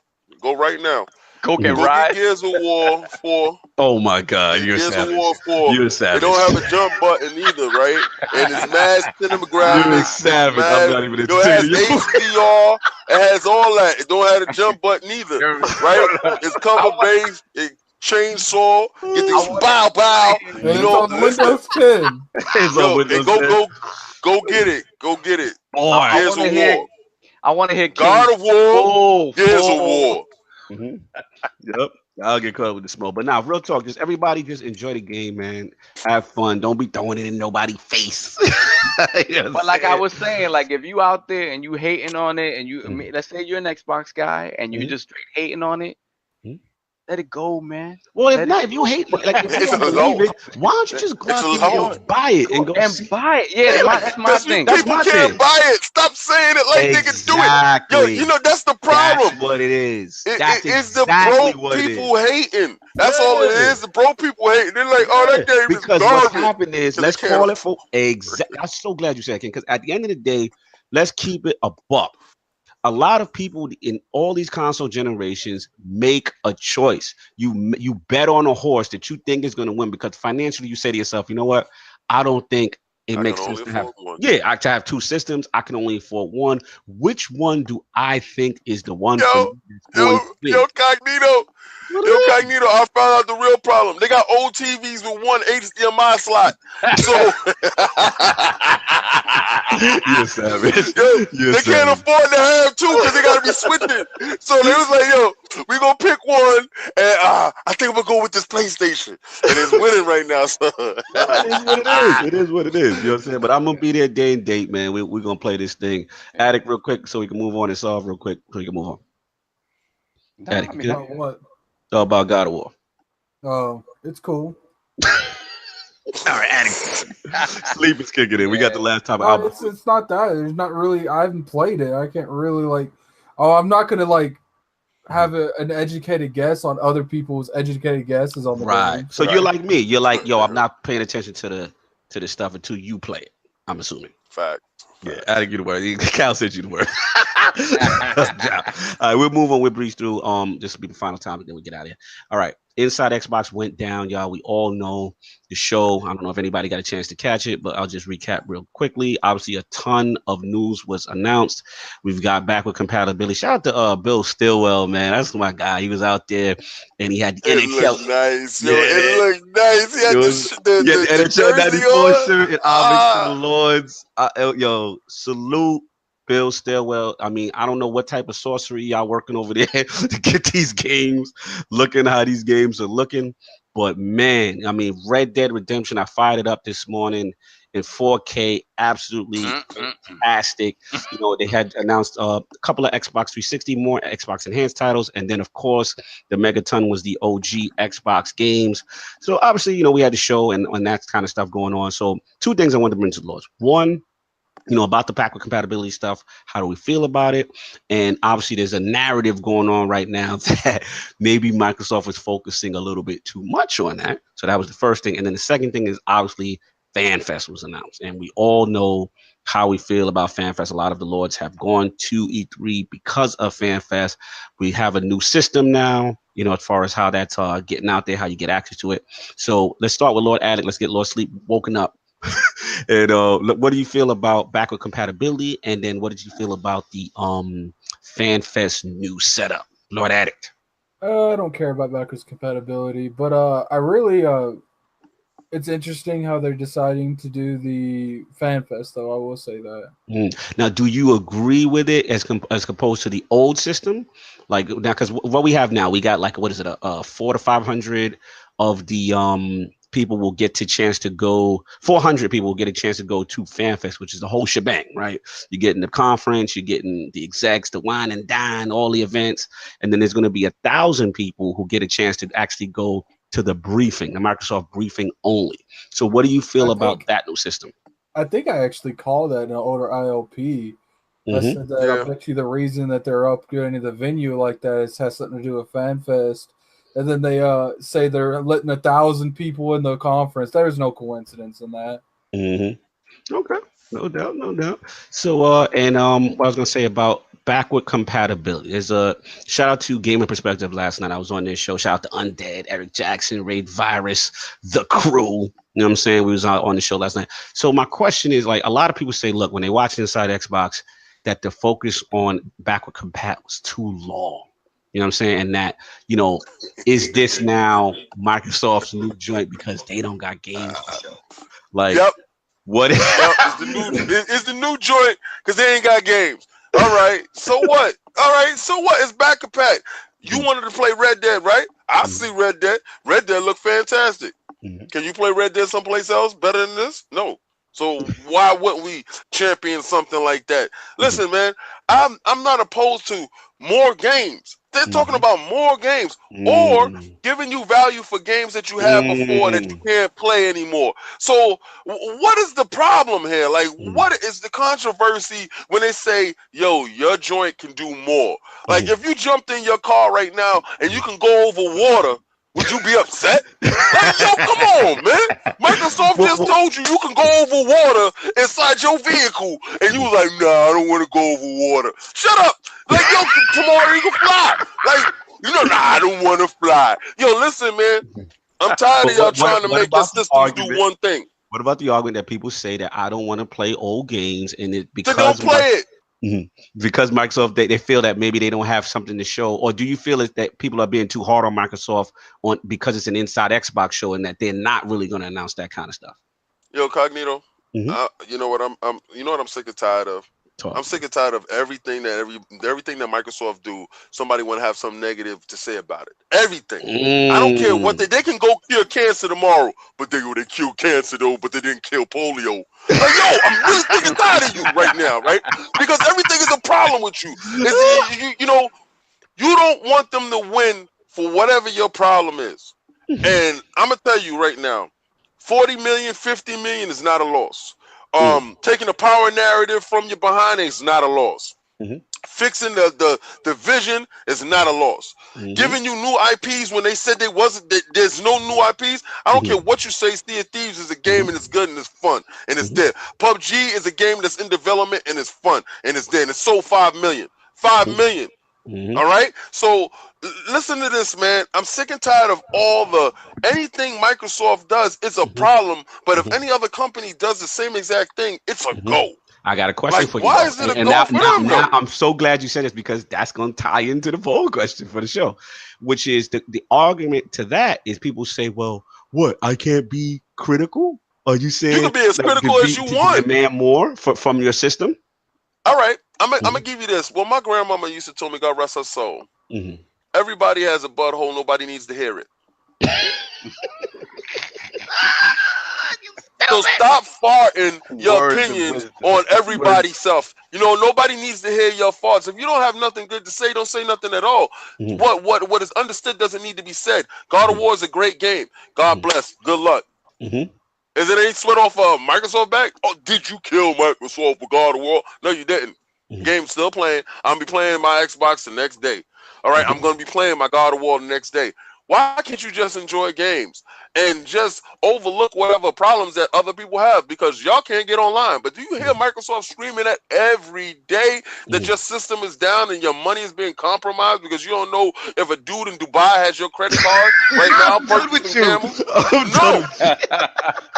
No. Listen, at the end of the day, I hear where you're going, King. I just want to play devil's advocate and give those people a voice, which is, you know, they feel that, hey, you know, you guys are damage controlling, that, you know, you guys need to demand more from Xbox because of the success of PlayStation, because of what's going on with God of War, because, you know, we see these announcements from Microsoft that I don't want to say is all focused on backward compatibility, but, you know, there's been lately, right? So people are saying like, well, you need to consistently demand more. And I'm just going to go into the poll question because literally I'm dying to say. Now, I just want to ask you one question. I want to ask you one question. Go for it. If somebody asks you a question and you answer it honestly, right? They asked you the question. How is that damage controlling when you're answering a question that has been asked to you? Facts. I hear what you're saying. Let's just because you don't agree with their opinion, then it turns into damage control. That is, they want you to be a sheep and be hive mind and follow their opinion. Here's the question. That's all. If your favorite console or company routinely disappoints you by the decisions or the lack of moves that it makes, is it okay, and this is the key word, to consistently demand more from said console and company? The answers are A, yes, keep demanding better. Never settle for the status quo.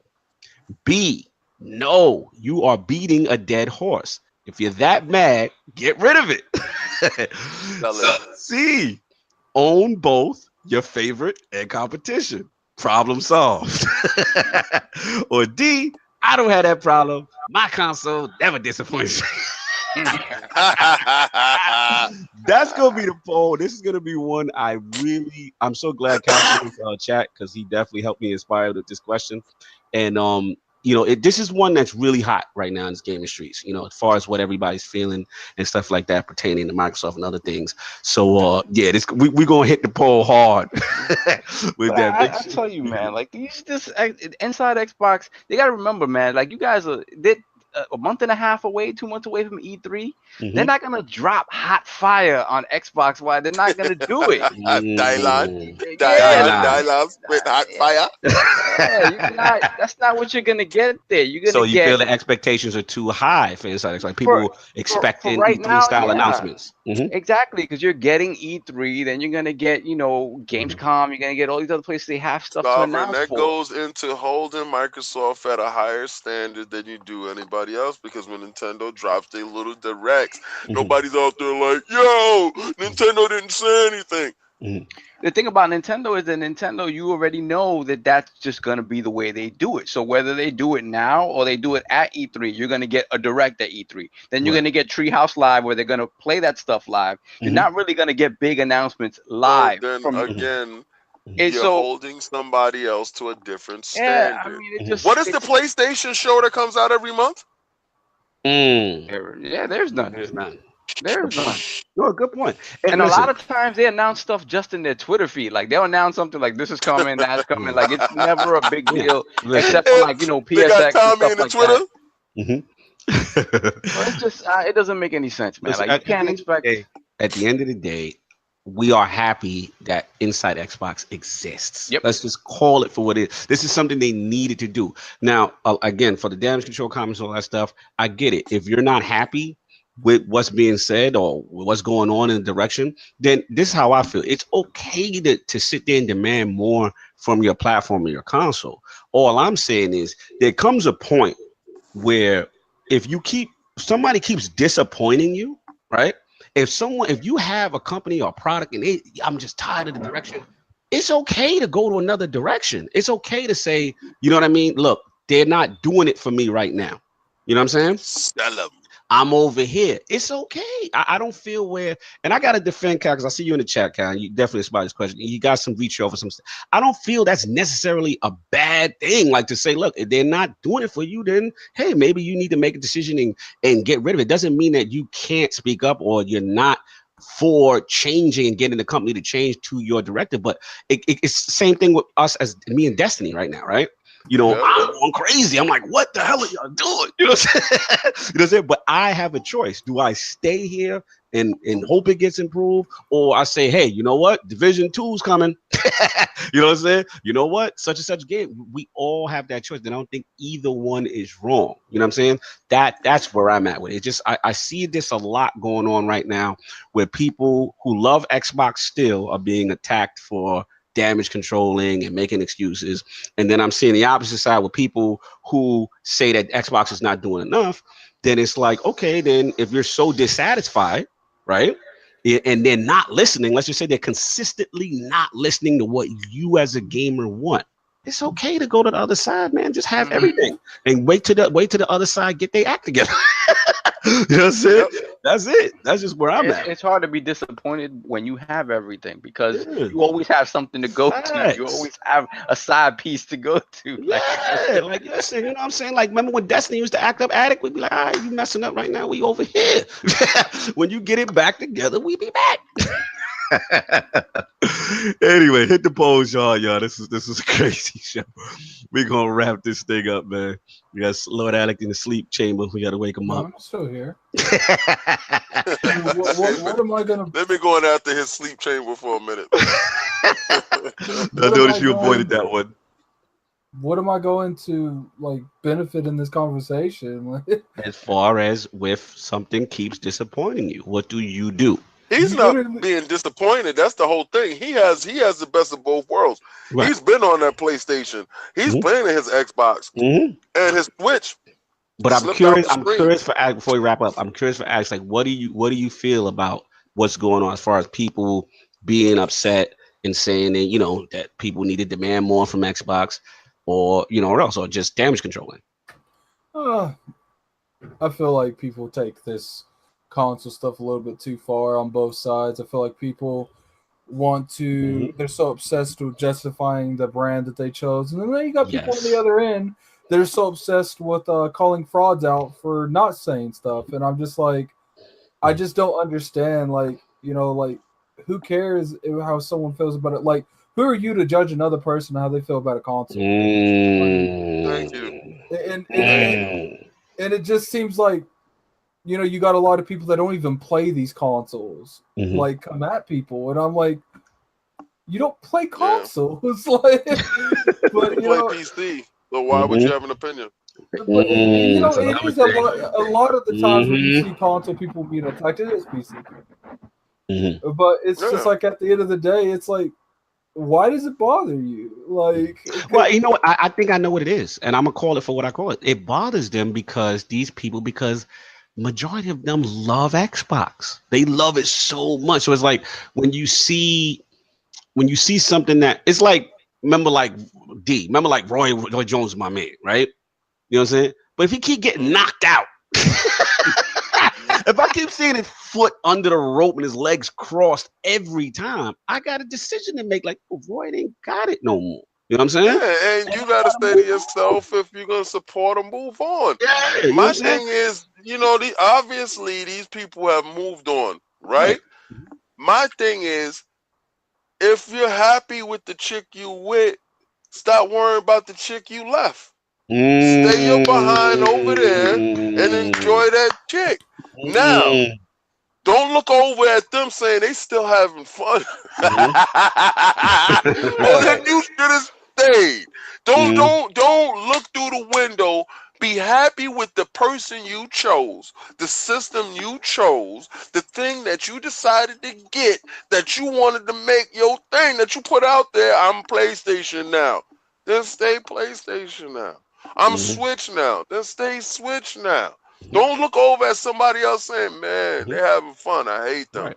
And shout out to Ed Torres in the chat. Yeah, like, to be fair, mad Xbox dudes did buy a PS4. And that's what I'm saying. Like, you can buy the PS4. It's okay. You know what I'm saying?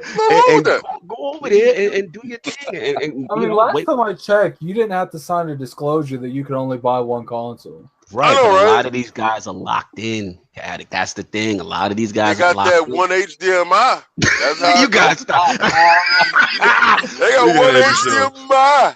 Do it down. One HDMI. Now, I don't even think, I think the money issue as a whole does issues. But I think there's some people that legitimately have every console and they still do this dumb shit. No, absolutely, absolutely. It's just like I said, people just need to let people enjoy what I they mean, want to you got enjoy. people defending the Switch. No, I'm joking. Stop. And on that, yo, we gonna wrap this thing up. Yo, the chat was absolutely lit, man. Please rock that poll. I'm very curious, man. ILP 58 poll. I'm very curious. Please rock that joint. Let's get these outros popping. Lord Attic, no longer Lord Sleep, back in attention. Where can the five people find you? Well, after this, you could probably find me on Bloodborne because I still got one boss left to kill. No doubt, baby. Difficult game conqueror. Dude, I kid you not. Like when you take his health halfway, he loses his legs and he just drags himself across the screen, and he leaves like a trail of blood that's on fire. And every time he hits his hand on the ground, a giant burst of fire comes in. And I'm like, yeah. The moment I fought him one time and got to that stage, I was like, ILP's in an hour. I can't do it. I gotta figure this out. Let me let it rest for a little bit. No doubt. So you got their streams going on. I see you guys gonna be doing any other Soul types games as well? You and Kid? Me and Kid are going to be playing Ashton. We're going to be getting review copies on that. No doubt. I'm looking forward to that. That's gonna be dope, man. Love that. And plus, and I got a shout out to Cal for coming into my stream earlier. He saw me literally beat the last boss in the expansion. Thank God he joined the one stream that I beat him. He joined the one attempt that I beat him. Nice. Shout out to Cal, the chat. Shout out to Ran. Everybody chat. Brad, man. Chat was absolutely lit. Lord Solve. Where can people find it's good to be back with you, back in the realm? Oh man, glad to have the brethren back. Yeah, man, just look out for next week. Obviously, we're all gonna have our impressions of God of War next week. I will be playing from hopefully Tuesday. So nice. Got that I'm connect. Stream mine. And you will be banned on Tuesday if you stream. Stream mine. Streaming. You will be banned. Do not stream that. I'm streaming it crazy. I'm gonna be out there crazy streaming. I may just unplug my Ethernet cord just to be just in case. But yeah, man, just look out. BX Sovereign, Lord. BX Sovereign, PSN, Xbox Live, Lord Sob, ILP. Yeah, King's laughing because you're not gonna see me on there. He ain't gonna be online. So all that stuff that he talk about is a lie. He's lying. We're like on the second stage. Yo, on the second stage of a way out. Lying to you. Right? Shout out, Cal. Thanks for coming through. Lord King, the Get Money Gamer out here with the camera looking all fly. Hey, yo, listen, yo, get these ILP shirts. You see them? You see them? Get that shirt. I don't see nothing but. Well, stop looking at the chain and look at the shirt. The chain is literally half the size of the emblem. Yo, you so stupid. Shut up. Anyway. Yeah, listen, man. You can catch me on Instagram, Twitter, Facebook. I'm getting with Lord Kid Smooth. He gonna show me how to stream on all three at one time. Bam. So that's gonna go up. I'm gonna be streaming that Kratos. Y'all gonna see that. I'm gonna really be doing that God of War. That's gonna go down day one. I'm gonna put that up there so y'all can see me play that. My PlayStation camera is up, so y'all gonna see me play that game. Also the shirts, the store. I've been sick. I'm sick right now. Yeah, all right. So I've been working hard. I'm gonna finish up this week so that merch will be there. Those shirts is the new shirts. Requeno's hit me up. Right. Well, he already hit you. Yeah. Yo, because he knows it's gonna be 7 colorways. I'm gonna give you the pre-order for those. Those are the E3 shirts. Okay, those are the pre-order for that. These shirts right now are $25. Shipping is included. We have limited supply. Get the rest of them now because once they are printed, these are pack shirts. You see that patch? After that, that's it. There's no more of those. There's no more limited edition, y'all. Next ones will be E3 shirts, and those are limited editions as well. It's gonna come in mad colorways. Get at me, and listen. This gives video quality to all of the Lords. All right, not just saying that, because we have to do a little bit more for Lord Cognito. Lord Cognito need extra stuff for his joint to go for the video quality. Lord Sovereign, get him a camera and all that. Get him up in there. You know what I'm saying? And Lord Addict, the same thing. We want to bring you more greater things to the podcast and start taking it up to the next level for you guys, so y'all can have the enjoyment, because I enjoy playing games with y'all, because I play games with most of y'all, damn near all of y'all, to be honest with you. So thank you for the support. We really appreciate everything. And as you can see, that money turned around and went right back into investing into you guys. Absolutely, man. Shout out to everybody supporting ILP and the shirts, man. We're seeing the love. Shout out to Dizzy. Everybody who put a shirt up and tweeted it. Like, it felt good just to see the support and the love from everybody. And like I said, we're gonna get the PAX thing. You know what I'm saying? We got that. That was the first taste of it. E3, we're going to level up crazy. We got some cool things planned for that. You know what I'm saying? You definitely, and like King was saying, like, everything definitely gets reinvested back into the ILP. We should have a fun show next Sunday. Maybe a special guest. Stay tuned. We're trying to work on some things. But yeah, we definitely got to talk about the God of War. That's going to be fun. So again, please subscribe, hit that like, all that good stuff. Audio and all the timestamps will be up later tonight. Also, Flashpoint 11 with Ebontis went up, talked about the Go Fast, all the new updates and all that. Yo, Ed Torres says that Thanos though. He said he liked that Thanos that kid got. But yeah, man. So everybody enjoy their Sunday. I see the close up on Thanos. We're gonna give Thanos his shine right now. We give a king his shine. Yeah. Hey, I'm gonna show y'all a little something special. All right. We out? No. We ain't out. We still live, baby. We still live. Okay. Here we go. Oh, you doing too much with the Infinity Go. Infinity War 2 weeks, y'all. Infinity War, baby. Yeah, he has all the gems. He has all the gems. All the gems is here. All the gems is here. Yo, everybody enjoy your Sunday. We will catch you on the next one. Look at D. He let that man keep those gems in his own. All right, y'all. We out. Peace.